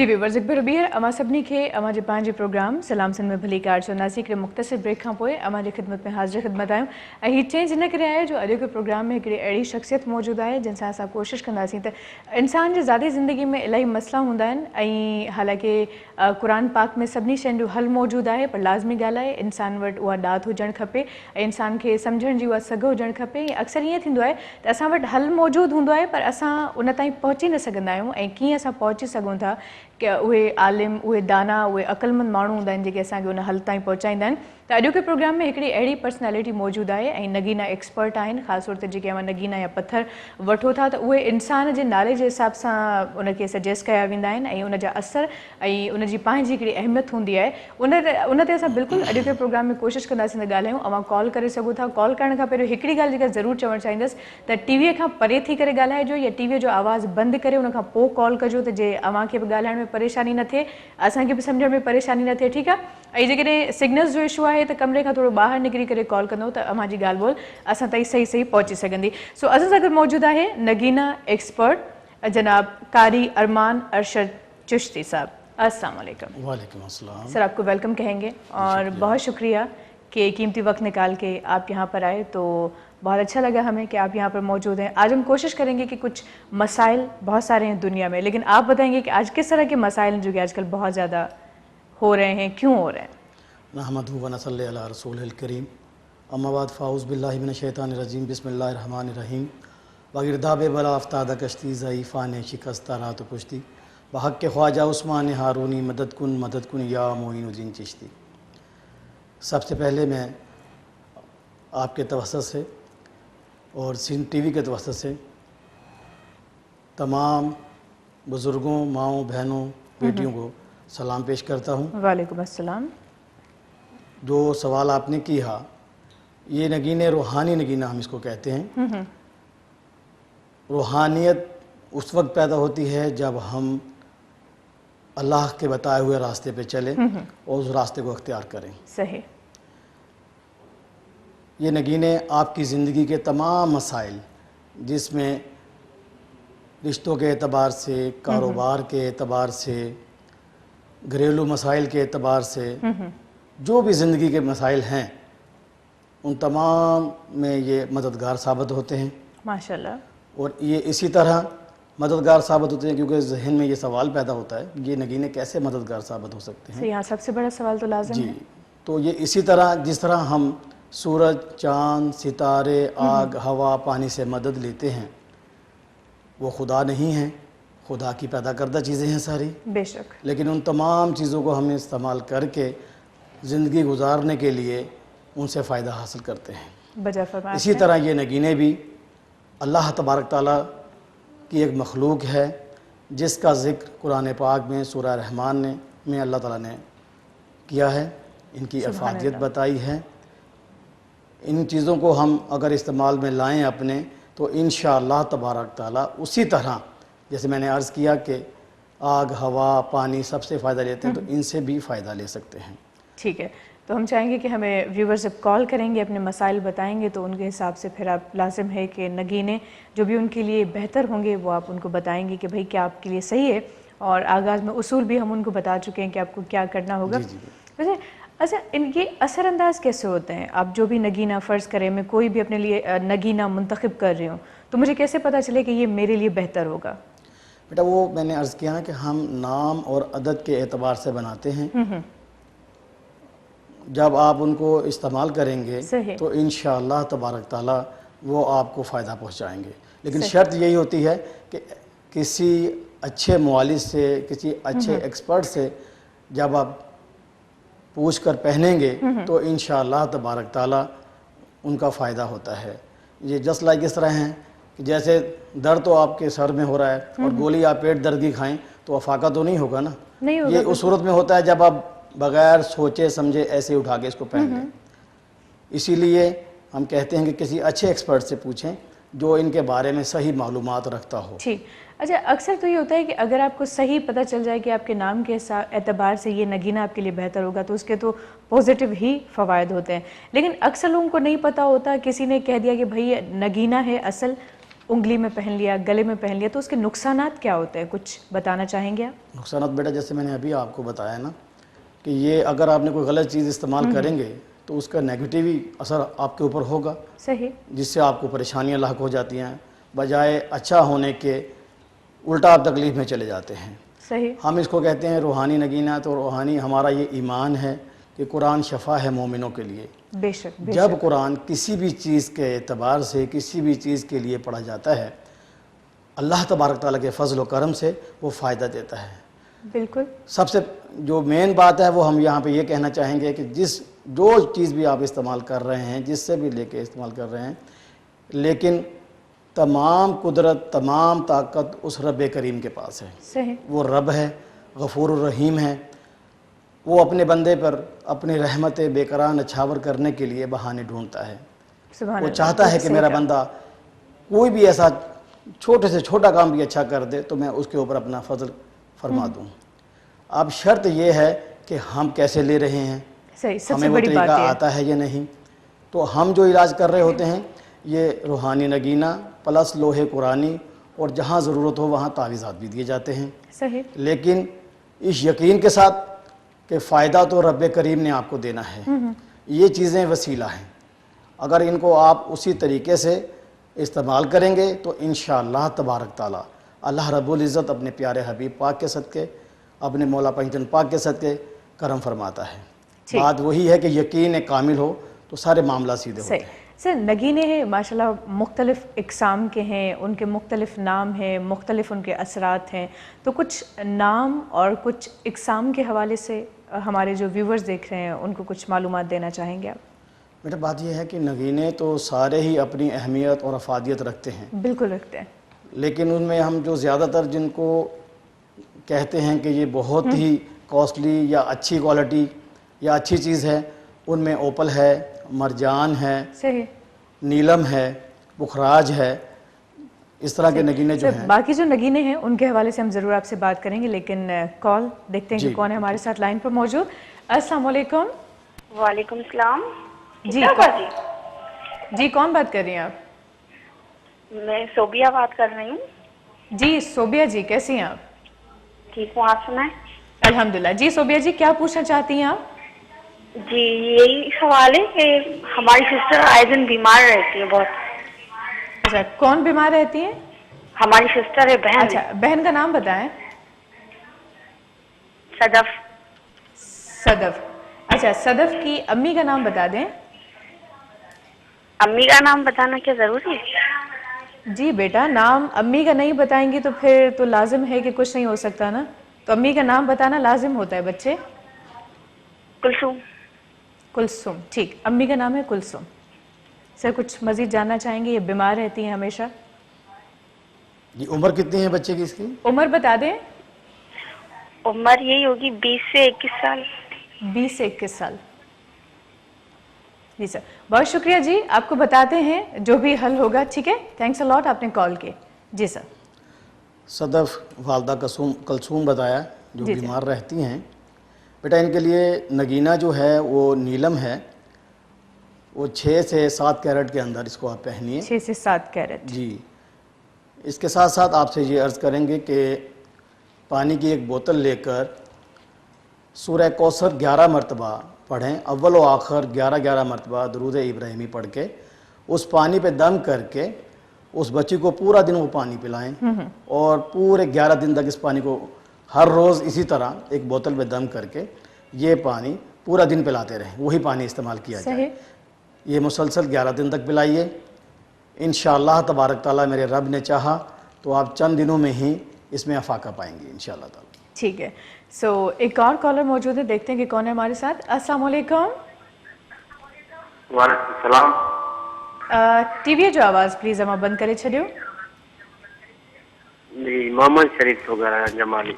मोहम्मद शरीफ, अदर टीवी ॾिसो, अवां मूंखे आवाज़ अचे पियो, अवांजी टीवी खुलियल आहे, उनजो आवाज़ खुलियल आहे। आहे या न? इनखे बंदि करे छॾियो, असांजो आवाज़ तव्हांखे फ़ोन ते ॿुधण में ईंदो, ठीकु आहे अदा? जी जी जी, हाणे ॿुधायो, नालो ॿुधायो पंहिंजो। मोहम्मद शरीफ वगैरह। मोहम्मद शरीफ। जी मोहम्मद शरीफ, छा था पुछणु चाहियो? इहो जेको आहे सो जहिड़े बि कम जे लाइ तयारी कयूं था माना नाकामी नाकामी आहे। ठीकु, मां जो हिन जे नालो हवाले सां ॿुधायो। मां ॻाल्हाइणु चाहींदुमि। सही, मां जो नालो ॿुधायो। मंजूर खातून। मंजूर खातून। ठीक, जी जी। सर इनका मसला है कि जो भी काम स्टार्ट करते हैं उसमें नाकामी होती है इनको कुछ।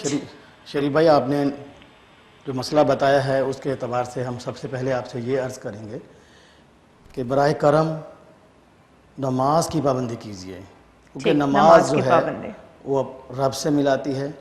जब आप रब से हम कलाम होंगे तो रब करम फरमाता है। सही। इस सिद्ध के यकीन और पक्की लगन के साथ इसको आप कीजिए। दूसरा नगीना जो आपके लिए है वो सुर्ख अकीक है। सुर्ख अकीक आप पहन सकते हैं।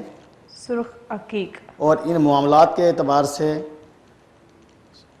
सूरह तौबा की जो आखिरी 2 आयात हैं, हर रात को सोने से पहले एक तस्बीह 101 दाने वाली जो है, सूरह तौबा की आखिरी 2 आयात अव्वल व आखिर 3 दफ़ा दुरूद इब्राहीमी बग़ैर बिस्मिल्लाह के, क्योंकि सूरह तौबा बग़ैर बिस्मिल्लाह की पढ़ी जाती है। ये 2 आयात जो हैं आप इनको तलावत कीजिए रोज़ाना रात को सोने से पहले, और हर नमाज के बाद सूरत बकरा की आयत नंबर 16 और 17 33 मरतबा तलावत कीजिए 11 दफ़ा दुरूद इब्राहीमी के साथ।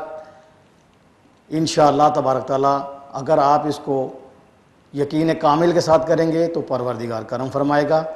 बहुत जल्द आप कामयाब होंगे इसमें इंशाअल्लाह। तो उम्मीद करते हैं कि हमारे भाई को जवाब मिल गया होगा। और सर कामयाबी आजकल ये सिर्फ एक इन भाई का मसला नहीं है, बल्कि आजकल हम देखते हैं कि हमारे इर्द गिर्द बहुत सारे लोग कहते हैं कि हम कामयाब नहीं होते। तो रूहानी तौर पर क्या करना चाहिए इंसान को कि कामयाबी मिल जाए फ़ौरन से? देखिए बेटा, असल में मसला ये हो गया आज के दौर में, एक तो हम शॉर्टकट ढूंढते हैं, पहली बात। शॉर्टकट सही।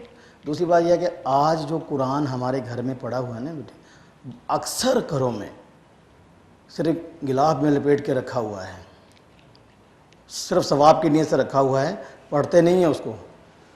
अहादीस पाक हैं, अल्लाह का फरमान है कि जिस घर में कुरान खुलेगा तो बरकत होगी, अल्लाह की रहमत होगी। वो काम तो हम कर ही नहीं रहे। इसी वजह से, दीन से दूर होने की वजह से आज हमारे साथ बेशुमार मसाइल हैं। कमाते भी हैं, पैसा भी आ रहा है, लेकिन फिर रोने का रोना है कि जी कुछ भी नहीं बच पा रहा। उसकी वजूहात यही हैं, कि अपनी नीयत को साफ रखें, कोशिश करें कि अपनी ज़ात से किसी को तकलीफ़ ना हो। दूसरे के लिए अगर आप अच्छा सोचेंगे तो परवरदिगार खुद ब खुद आपके लिए ऐसे अच्छे रास्ते पैदा फरमा देगा। लेकिन शर्त यही है कि नीयत साफ़ हो आपकी। आज के दौर में ऐसी बात है ही नहीं। नफ्सा नफ्सी का दौर है, ये नफ्स का दौर है, नफ्स वाले लोग हैं, नफ्स का दौर है। हर कोई अपने नफ्स के पीछे भाग रहा है। सही। नमाज के लिए 20 मिनट तो है नहीं उसके पास, सारी रात टीवी के आगे बैठा हुआ है, कभी ये चैनल कभी वो चैनल। सही। लेकिन नमाज के लिए 20 मिनट नहीं है। तो आप फिर सोचें कि ऐसे हालात में हमारे साथ क्या होगा। इसी तरह के हालात होंगे ना, जब हम अपने अल्लाह को ही राज़ी नहीं कर पाएंगे। लेकिन फिर भी वो रब करीम कितना मेहरबान है कि फिर भी खा के सोते हैं, जब उठते हैं फिर भी खाते हैं। ये करम है ना उस रब का। फिर भी वो हमसे इतनी मोहब्बत फरमाता है हमारे नाफरमान होने के बावजूद। और अगर हम उसकी फरमाबरदारी में आ जाएं तो आप इमेजिन कीजिए, हम तो माला माल हो जाएंगे अगर हम वाकई ऐसा करते हैं। तो बातचीत को हम आगे बढ़ाएंगे ज़रूर, लेकिन देखते हैं कि कौन है हमारे साथ फ़ोन कॉल पर मौजूद। अस्सलाम वालेकुम। जी वालेकुम सलाम। हेलो जी अस्सलाम वालेकुम। वालेकुम सलाम। जी अदी को अर्ज करना हो काली साहब के। जी अर्ज मां करे सघो था। नालो ॿुधायो पहिरियों। जी मुंहिंजो नालो आहे सरताज अहमद। हेलो सरताज। ठीक है। एक्चुअली हमारो आवाज़ बिल्कुल समझ में न पियो अचे, ठीक से न पियो अचे, सो इन करे हमारी ॻाल्हि ॿोल सम्झण खां क़ासिर आहियूं।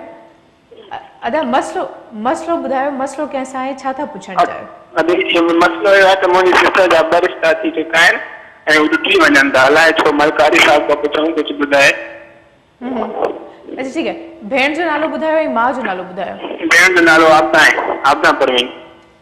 आबदा परवीन। ऐं माउ जो नालो? इकबाल खातून। इकबाल खातून। जी हा। वॾी महिरबानी लख थोरा मां जा मां कॉल कई मां ॾिसंदा रहो सिन टीवी मांखे जवाब ॾियूं था। सही ये लड़की हैं 2-3 मरतबा इनके रिश्ते आए हैं लेकिन रिश्ता कोई होता नहीं है, तो इनके लिए आप क्या सजेस्ट करना चाहेंगे? जी मैं पहले तो ये बताना ज़रूरी समझता हूँ कि जो व्यूअर्स हमें कॉल करते हैं ज़रूरी नहीं कि सबकी कॉल का जवाब दे पाएँ, क्योंकि कॉल माशाल्लाह बेशुमार होती हैं तो सबको जवाब नहीं दे पा सकते। इसलिए टेलीविज़न स्क्रीन पर मेरे जो नंबर चल रहे हैं आप उन पर रब्ता करके भी अपने मामलात हमसे पूछ सकते हैं। और मेरा अगर बिलमुशाफा मुलाकात करना चाहें तो मेरा एड्रेस है गुलिस्तान जोहर मोड़ पर हरबैन टावर में मेरा ऑफिस है, वहाँ पर आकर भी आप मिल सकते हैं। सर कुछ मामला सर ऐसे भी होते हैं कि हम मतलब दुनिया के सामने डिस्कस नहीं कर सकते, उनका रूहानी हल हमें चाहिए होता है, तो स्क्रीन पर आपको नंबर्स नज़र आ रहे हैं, आप अगर डायरेक्टली कांटेक्ट करेंगे तो वो भी आपके लिए बहुत अच्छा होगा। जी सर। आपदा परवीन को उन्होंने बोला कि रिश्ते के अतबार से 2-3 बार रिश्ते आए लेकिन मामलात हल नहीं हो पाए, तो आपदा परवीन बेटा आप जो नगीना जो है मरजान आप 6 कैरेट में पहनिए। मरजान 6 कैरेट पढ़ने के एतबार से सूरत अल तगाबुन है 28वें पारे में। हर नमाज के बाद 3 मरतबा इस सूरत की तलावत कीजिए, अव्वल व आखिर 3-3 मरतबा दरूद इब्राहिमी के साथ। ठीक। और बेटा इसके लिए बिलखसूस ये है कि नमाज की पाबंदी करें इंशाअल्लाह तबारक ताला। मुझे अल्लाह की ज़ात पे पूरा यकीन है कि 11 दिन अगर आपने लगातार इस चीज़ को किया तो इंशाअल्लाह बहुत जल्द इसमें खुशखबरी आपको मिलेगी बेटे। इंशाल्लाह इंशाल्लाह। सो देखते हैं कि कौन है हमारे साथ मौजूद लाइन पर। अस्सलाम वालेकुम। हेलो। वालेकुम अस्सलाम। वालेकुम अस्सलाम। जी लाइन ड्रॉप हो गई, बहरहाल आप फिर से कॉल कर सकते हैं। अगर आपकी कॉल ना मिल पाए तो स्क्रीन पर आपको नंबर्स नज़र आ रहे हैं, आप वहाँ पर कॉल करके सर से डायरेक्टली मुखातिब हो सकते हैं। सो बातचीत को हम आगे बिल्कुल कंटिन्यू करेंगे। व्यूवर्स हमारी लाइव कॉल्स भी असां बिल्कुल वठंदासीं, के बि असां सां गॾु मौजूदु आहे, चांहि बिल्कुलु तयारु कनि पिया। सो मुख़्तसिर ब्रेक आहे, ब्रेक वठंदासीं, ब्रेक खां पोइ ॻाल्हि ॿुधे सिलसिले खे अॻिते कंटिन्यू कंदासीं। रहिजो असां सां गॾु। मुझे सिंध के सलाम सलाम सिंध, मुझे सिंध के सलाम सलाम सिंध, मुझे सिंध के सलाम सलाम सिंध, मुझे सिंध के सलाम सलाम सिंध। जी व्यूवर्स हिकिड़े मुख़्तसिर ब्रेक खां पोइ अवां जी ख़िदमत में हाज़िर ख़िदमत आहियूं ऐं ॾिसूं था त केरु आहे असां सां गॾु लाइन ते मौजूदु। अस्सलाम वालेकुम। वालेकुम सलाम। जी पंहिंजो नालो ॿुधायो। अदी मुंहिंजो नालो सईद अनवर आहे। सईद जी सईद अनवर छा था पुछणु चाहियो? अभी मां कारी साहब को पुछदुमि त माथे को तावीज़ आहे या असर आहे छा। मां राति जो सुम्हां थो त माना जिस्म में अजीब माना सूर थो पए, ॾींहं जो कमकार में माना मां सफ़ा सही आहे, बस राति जो सूर थो थिए। राति जो ॾाढी तकलीफ़ां थियनि थियूं, जेको आहे तो माना सूर थो थिए जिस्मनि में, ख़ासि करे पुठनि में। अच्छा मां जो नालो ॿुधायो था? जी अमर जो नालो ॿुधायो। माई जुलेखा। जी सही है। सईद अनवर साहब हमारे साथ मौजूद है। वॾी महिरबानी अदामत टीवी ॾिसंदा रहो, अवांखे जवाब ॾियूं था ऑन एयर, ठीक है? वॾी महिरबानी। सईद साहब हमारे साथ मौजूद थे और उनका कहना था कि दिन को ठीक होते हैं, काम काज सब कुछ करते हैं, रात को एक अजीब कैफियत हो जाती है, जिस्म में दर्द होना शुरू हो जाता है। सईद अनवर आपका जो आपने जो मसला बता रहे हैं इसके एतबार से नगीना जो है आपके लिए वो याकूत है, वो 8 से 10 कैरेट में आप पहन सकते हैं।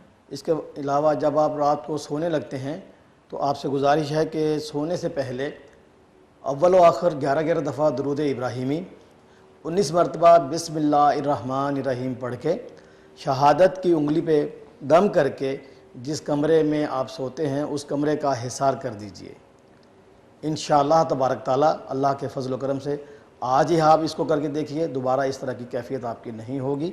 और इसके साथ साथ सूरह कौसर जो है वो 11 दफ़ा पढ़ के इसी तरह शहादत की उंगली पे दम करके उस उंगली से अपने जिस्म का भी हिसार बना लीजिए। ठीक, अल्लाह ने चाहा तो ये कैफियत दोबारा नहीं होगी इंशाअल्लाह। तो ये कंटिन्यू कर सकते हैं, कंटिन्यू करें इसको, बिल्कुल रोज़ाना करके इसको आप यानी कि हमेशा मामूल बना लें। जी बिल्कुल, ज़्यादा बेहतर होगा इंशाअल्लाह ताला। इंशाअल्लाह। तो देखते हैं कि कौन है हमारे साथ लाइन पर मौजूद। अस्सलाम वालेकुम। हेलो आदि टीवी प्लीज़ टीवी जो आवाज़ म्यूट करे छॾींदो कयो। अस्सलाम वालेकुम। लाइन ड्रॉप थी वई अवां जी। इहो मसलो थो अचे मूंखे, मां हमेशह इन करे प्रोग्राम जे आगाज़ में चई छॾींदी आहियां त जॾहिं मां कॉल कयो था त प्लीज़ अव्हां टीवी वारे कमरे खां ई परते हलिया वेंदा कयो, छो जो जॾहिं अव्हां सां ॻाल्हायूं था त ईअं सम्झो तव्हांजे फ़ोन में असांजो आवाज़ु ईंदो, सही आहे। सो टीवी ते पंहिंजो आवाज़ु जेकॾहिं तव्हां ॿुधण जी कोशिशि कंदो त पोइ हिते ॾिसो डिस्टॉर्शन थिए थी, प्रॉब्लम थिए थो, अव्हांजी ॻाल्हि ॿोल असांखे सम्झ में नथी अचे। अस्सलाम वालेकुम। जी, केरु पिया ॻाल्हायो? कौन बात कर रहे हैं आप? करीम जी। अच्छा करीम साहब, क्या जानना चाहते हैं आप? करीम सोहेल अहमद बात कर रहा हूँ, सोहेल अहमद। मुझे लगता है कि नेटवर्क का थोड़ा शायद इशू होगा, आप कोशिश कीजिए अगर किसी रूम में है तो आप बाहर आ जाइए। हेलो, ये मसाइल बड़े हैं क्योंकि नेटवर्क के भी इश्यूज़ होते हैं, मामलात होते हैं, सारी चीज़ों को देखना पड़ता है।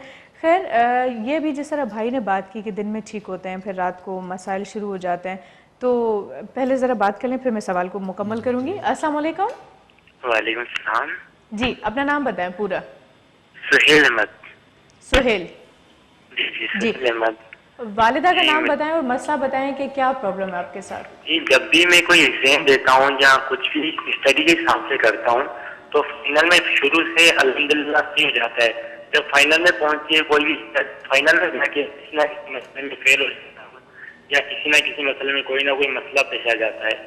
तो मैंने 3 टेस्टें क्लियर की थी, उसके बाद किसी इंटरव्यू में जाके। ठीक है, ओके, सही है। अम्मी का नाम बता दें। मरियम जादी। मरियम जादी, ठीक। सॉरी, अमीर जादी। अमीर जादी हैं, ठीक। और सर इनके साथ मसला ये है कि जो भी काम स्टार्ट करते हैं वही बात, या कोई एग्ज़ाम देते हैं तो एंड टाइम पर पता चलता है कि ये फेल हो जाता है। सोहेल अहमद, आपके नाम से नगीना जो है वो याकूत है, वो 8 से 10 कैरेट में आप पहन सकते हैं। इसमें पढ़ने के एतबार से सूरह कुरैश है 30वें पारे में। हर रात सोने से पहले 21 मरतबा इसकी तलावत कीजिए, अव्वल व आखिर 11-11 दफ़ा दुरूद इब्राहिमी के साथ। और आपसे गुजारिश ये करेंगे कि नमाज की आप पाबंदी कीजिए और हर नमाज में सूरत बकरा की आयत नंबर 16 और 17 इसकी 33 मरतबा तलावत कीजिए, 11-11 दफ़ा दुरूद इब्राहिमी के साथ। इसको अपना मामूल बना लीजिए। अल्लाह तबारक तआला अपने प्यारे हबीब पाक के सदक़े करम फरमाएगा। बहुत जल्द इंशाअल्लाह तबारक तआला इन तमाम तकालीफ से आपको निजात मिल जाएगी इंशाअल्लाह। ठीक, देखते हैं कि कौन है हमारे साथ। अस्सलाम वालेकुम। वालेकुम सलाम। जी, कौन बात कर रहे हैं, नाम बताइए अपना। जी, मैं उमेर मुश्ताक बात कर रहा हूँ मिर्पुर से। उमेर मुश्ताक साहब बात करें। जी उमेर साहब, क्या जानना चाहते हैं आप? मैं ये पूछ रहा था कि मेरी 2-4 दिन से ना तबीयत भी सेट नहीं रह रही और रात को असल में नींद भी नहीं आ रही, बेचैनी से होती है, ब्लड प्रेशर भी हल्का हल्का सा हो रहा है ना। अच्छा, ये मसाइल आपके साथ है? जी जी। ठीक, अम्मी का नाम बता दें। रुखसाना मुश्ताक। रुखसाना मुश्ताक, ठीक। बहुत शुक्रिया, आपको बताते हैं जवाब, ठीक है जी सर। जी अमीर भाई, नगीना जो आपके लिए है वो मरजान है, वो 8 कैरेट में आप पहन सकते हैं। जो आपने मामला बताया, आपसे गुजारिश ये है कि जब भी आप सोने लगें तो बराह करम अगर आप वज़ू बना लें तो ज़्यादा बेहतर है।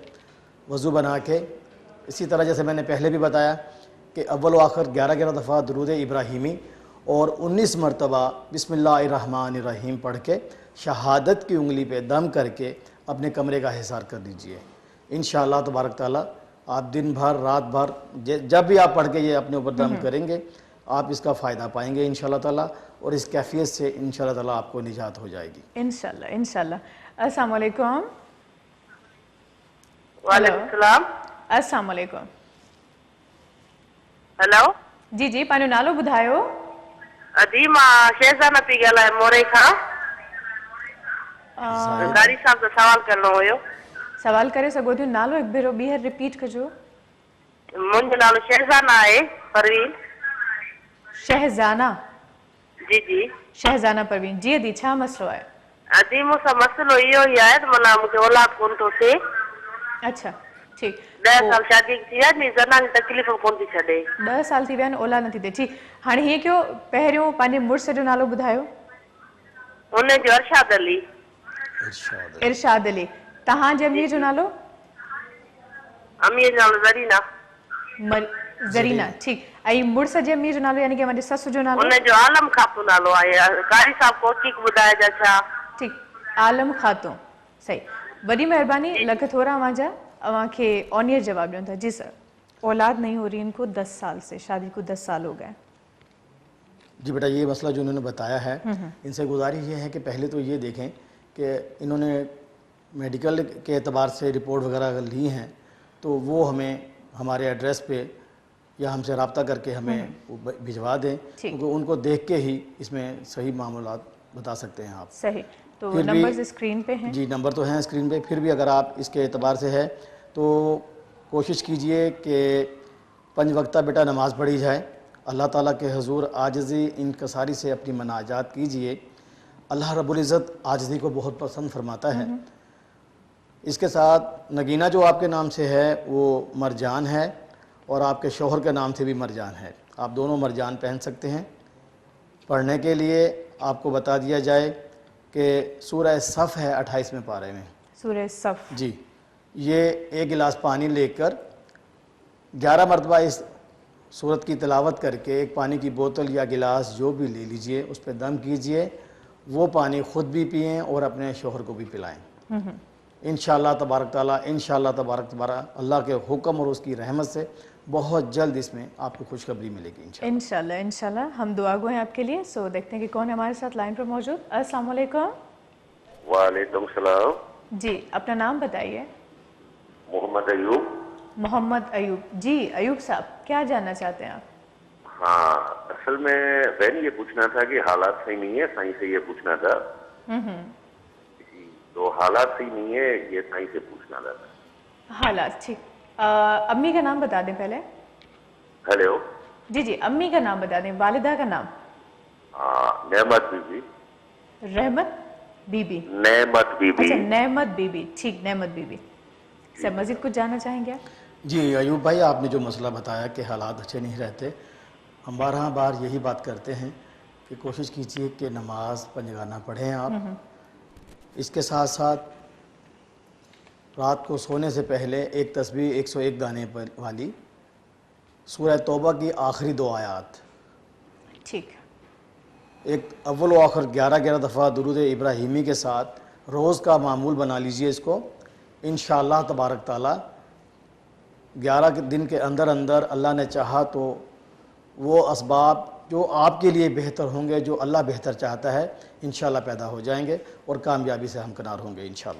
इंशाअल्लाह बस सवाल ये बनता है कि आप उस पर अमल कीजिए जितने भी वजीफ़े वज़ाइफ आपको बताए जा रहे हैं और लाइन पर भी हमारे साथ मौजूद हैं सो देखते हैं कि कौन है अस्सलाम वालेकुम वालेकुम सलाम जी नालो ॿुधायो पंहिंजो केरु पिया ॻाल्हायो जी मां नरगिस थी ॻाल्हायां जी अदी नरगिस छा थियो पुछणु चाहियो मां जी मुंहिंजी तबियत काफ़ी अर्से खां वठी ख़राबु रहंदी आहे नंढेला खां वठी मथे में सूरु रहंदो आहे अच्छा मथे में सूरु रहंदो आहे अम्मी जो नालो ॿुधायो जी मुंहिंजी अम्मी जो नालो सईदा बीबी आहे ऐं मूंखे ॿियो इहो पुछणो आहे त मुंहिंजो मामू आहे याकूब नालो मोहम्मद याकूब नालो अथसि हुनजो मोहम्मद याकूब जी उनजो 8-10 साल थी विया आहिनि उनजी तबियत ख़राबु रहंदी आहे ऐं नौकिरी मिलंदी अथसि हली वेंदी अथसि नौकिरी मिलंदी अथसि ऐं हली वेंदी अथसि रोज़गार नथो थिएसि ठीकु मामे जो नालो तव्हां ॿुधाए छॾियो मामे जे माउ जो नालो ॿुधायो लाल खातून ठीकु आहे मोहम्मद याकूब ॿुधायो मां नालो जी जी मोहम्मद याकूब ऐं उनजी वालदा जो नालो लाल खातून ठीकु आहे वॾी महिरबानी दी नरगिस लख थोड़ा मां मां कॉल कई मां प्रोग्राम ॾिसंदी रहो अवांखे जवाब ॾियो था जी सर पहले तो नरगिस साहिबा के साथ मसला कि सर में दर्द और बचपन से ये बीमार रहती हैं नरगिस बेटा आपके लिए नगीना जो है याकूत है ये 8 कैरेट में आप लाकड़ फ्रेम में या अंगूठी में भी पहन सकती हैं ठीक इसके साथ साथ जो आपने बताया कि सर में दर्द और तबीयत ख़राब रहती है तो सूरह लहब है तब्बत यदा ये 7 मरतबा ये सूरत पढ़ के अव्वल व आखिर 3-3 दफ़ा दुरूद इब्राहिमी अपने हाथों पे दम करके सर और पूरे जिस्म पे फेरिए इंशाअल्लाह तबारक ताला ये मुसलसल आप करते रहिए कम अज़ कम 41 दिन तक इस तकलीफ से अल्लाह रब्बुल इज़्ज़त आपको निजात देगा और इंशाअल्लाह दोबारा ऐसी कैफियत नहीं होगी। अच्छा इनके मामा जी इनके मामू के लिए मोहम्मद याकूब जी, उनका इन्होंने बताया कि तबीयत भी उनकी ख़राब रहती है और नासाज नौकरी का मसला है उनका, तो उनके लिए गुजारिश ये है कि नगीना उनके लिए सुर्ख हकीक है, सुर्ख हकीक पहन सकते हैं ये। पढ़ने के एतबार से सूरह कद्र है, 11 मरतबा इस सूरत की तलावत करें, अव्वल व आखिर 11 दफ़ा दुरूद इब्राहिमी के साथ। ठीक। लेकिन फिर वही गुजारिश करते हैं कि नमाज की पाबंदी ज़रूर कीजिए। नमाज पढ़ने के बाद अल्लाह रब्बुल इज़्ज़त के नाम मुबारक हैं, या सत्तारो या गफ़्फ़ारो, ये 41 मरतबा पढ़ें। इंशाअल्लाह तबारक ताला इन हालात से अल्लाह रब्बुल इज़्ज़त बहुत जल्द छुटकारा देगा आपको। इंशाअल्लाह कामयाबी हासिल कर पाएंगे आप। ठीक। और जो भी आपको बताया जा रहा है, अब मेरे ख्याल से कि एक पेन और एक सिफ़ा ले लीजिए, उसके ऊपर नोट करते जाएं ताकि आप भूलें ना, आपको याद रह जाएं चीज़ें। लाइन पर हमारे साथ मौजूद हैं कौन? अस्सलाम वालेकुम। वालेकुम अस्सलाम, मोहम्मद अली बात कर रहा हूँ सांगड़ से। मोहम्मद अली साहब जी, मोहम्मद अली साहब क्या जानना चाहते हैं आप? मुफ्ती आप ये जानना चाहता हूँ कि 6-7 साल से बेरोजगार हूँ, काफी पैसे थे, जमीन अपनी। वालिदा का नाम बता दें, वालिदा का नाम बताएं। रेहाना। ठीक, बड़ी मेहरबानी, लगे थोड़ा मजा अमाग बुधांदा। जी सर। मोहम्मद अली भाई, रोजगार नहीं मिल रहा इनको पिछले कोई 10 साल से। आपके सवाल के एतबार से आपके नाम से जो नगीना बनता है वो मरजान है, ये 8 कैरेट में आप पहन लीजिए। इसके साथ साथ रोज़गार के एतबार से मैं पहले भी बयान कर चुका हूँ कि सूरत तौबा की आखिरी 2 आयात, एक तस्बीह रोज़ाना 101 दाने वाली, अव्वल व आखिर 3-3 दफ़ा दुरूद इब्राहिमी के साथ। ये बहुत ही अक्सीर चीज़ आपको बताई जा रही है कि नबी करीम सल्लल्लाहु अलैहि वसल्लम ख़ुद भी इसको पढ़ते थे बहुत ज़्यादा। तो ये बहुत ही अक्सीर तोहफ़ा है जो आपको बताया जा रहा है। लेकिन शर्त यही होती है कि आप यकीन कामल और मुकम्मल यकसुई के साथ, क्योंकि जब आप अल्लाह तबारक ताला से हम कलाम हों तो इस कैफियत में हों, आप ये सोचें कि अल्लाह आपको देख रहा है या आप अल्लाह को देख रहे हैं। इस कैफियत में जब आप कोई भी इबादत करेंगे तो वो परवरदिगार ज़रूर सुनता है और करम फरमाता है। बिल्कुल सही कहा आपने। अस्सलाम वालेकुम। वालेकुम सलाम अदी। जी दी, नालो बुधायो।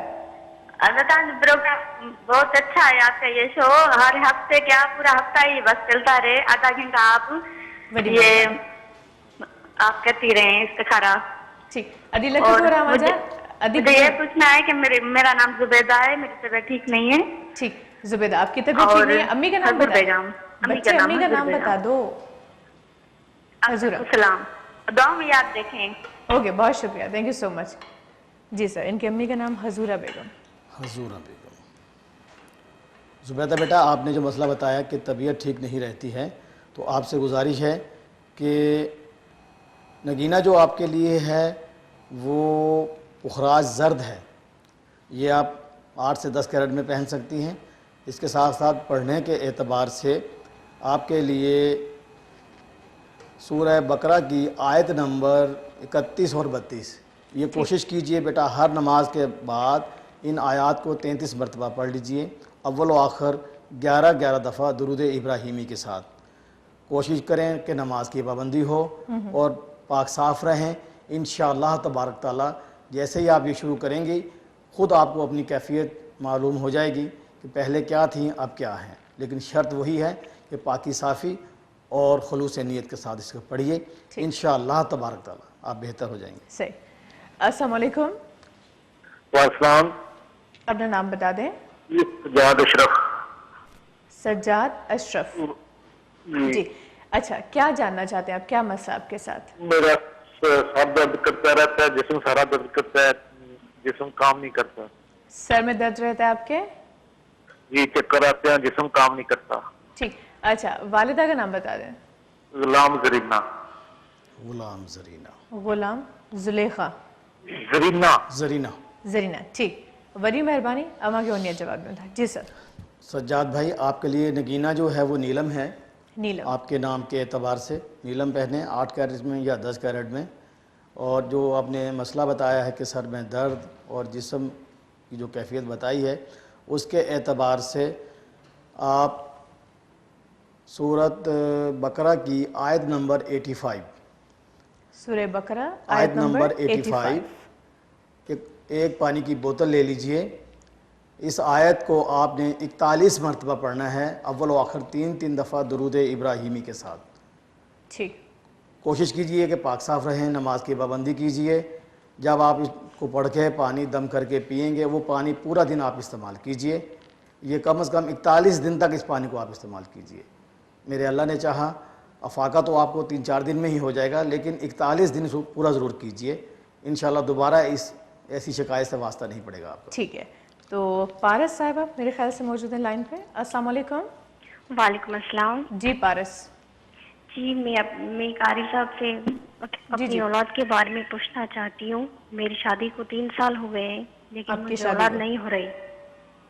ٹھیک. 3 سال ہو گئے آپ کی شادی کو، آپ کو اولاد نہیں ہو رہی. آپ کا نام پورا پارس؟ میرے ہسبینڈ کا نام محمد حیات.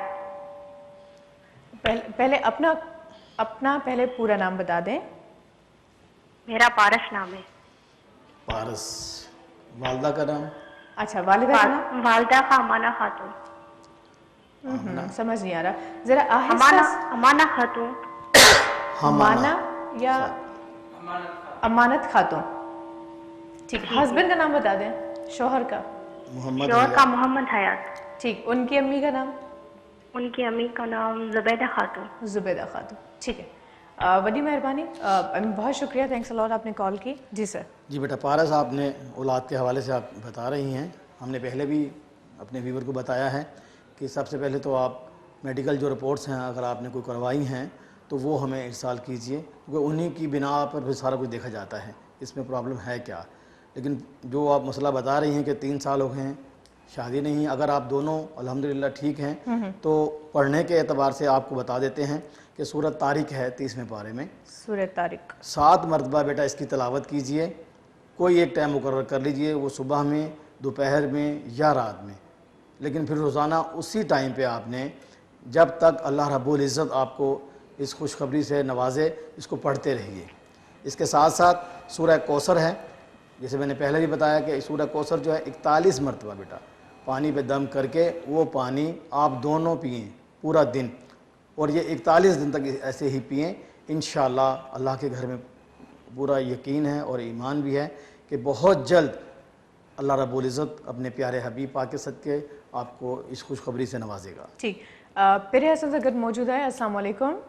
وعلیکم السلام. آپ بھی خوش آئے؟ جی جی اللہ جو شکر ہے. جی ادیب پھر ہے چھا تھی پوچھنا چاہو؟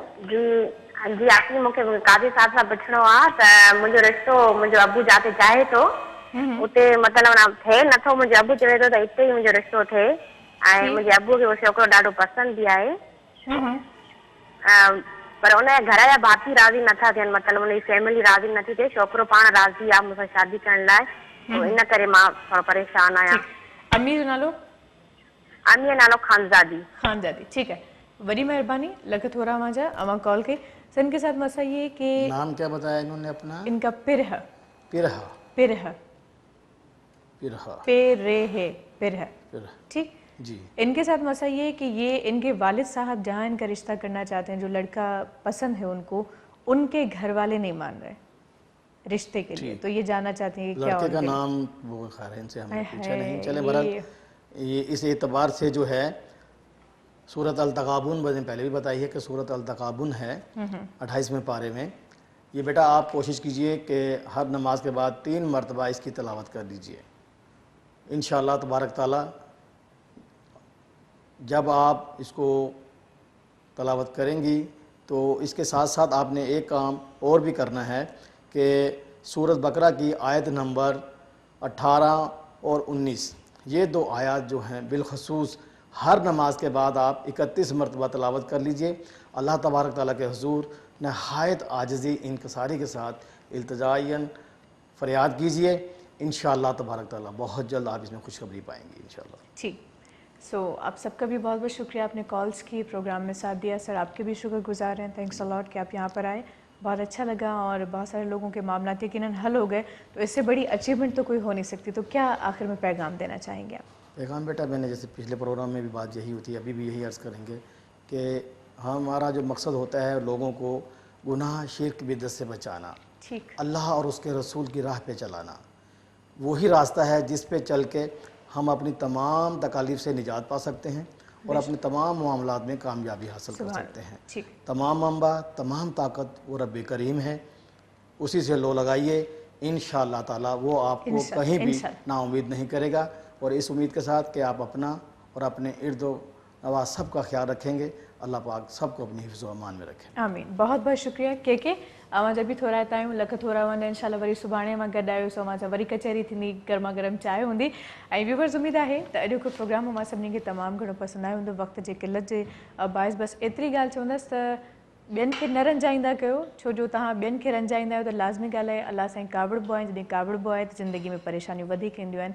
सो कोशिशि कंदा कयो त अव्हां जे करे कंहिंजी दिलि आज़ारी न थिए, छो जो दिलि में अलाह साईं रहे थो, हुन दिलि खे ईज़ाइणु इलाही घणी ख़राबु ॻाल्हि आहे। सो कोशिशि कंदा कयो त जेतिरो निगलेक्ट करे सघो था, इग्नोर करे सघो था, ओतिरो इग्नोर कयो। बिला वजह झेड़ो झटो इहो ज़िंदगी जो मामूल न ठाहियो ऐं इहे शयूं ठीकु न आहे। सो इंशाल्लाह ज़िंदगी साथ ॾिनो त सुभाणे ज़रूरु अव्हांजी ख़िदमत में हाज़िर ख़िदमत थींदासीं। पंहिंजो तमामु घणो ख़्यालु रखिजो। पंहिंजी मेज़बान शाज़िया करीम जिलानी खे ॾींदा इजाज़त। अल्लाह हाफ़िज़।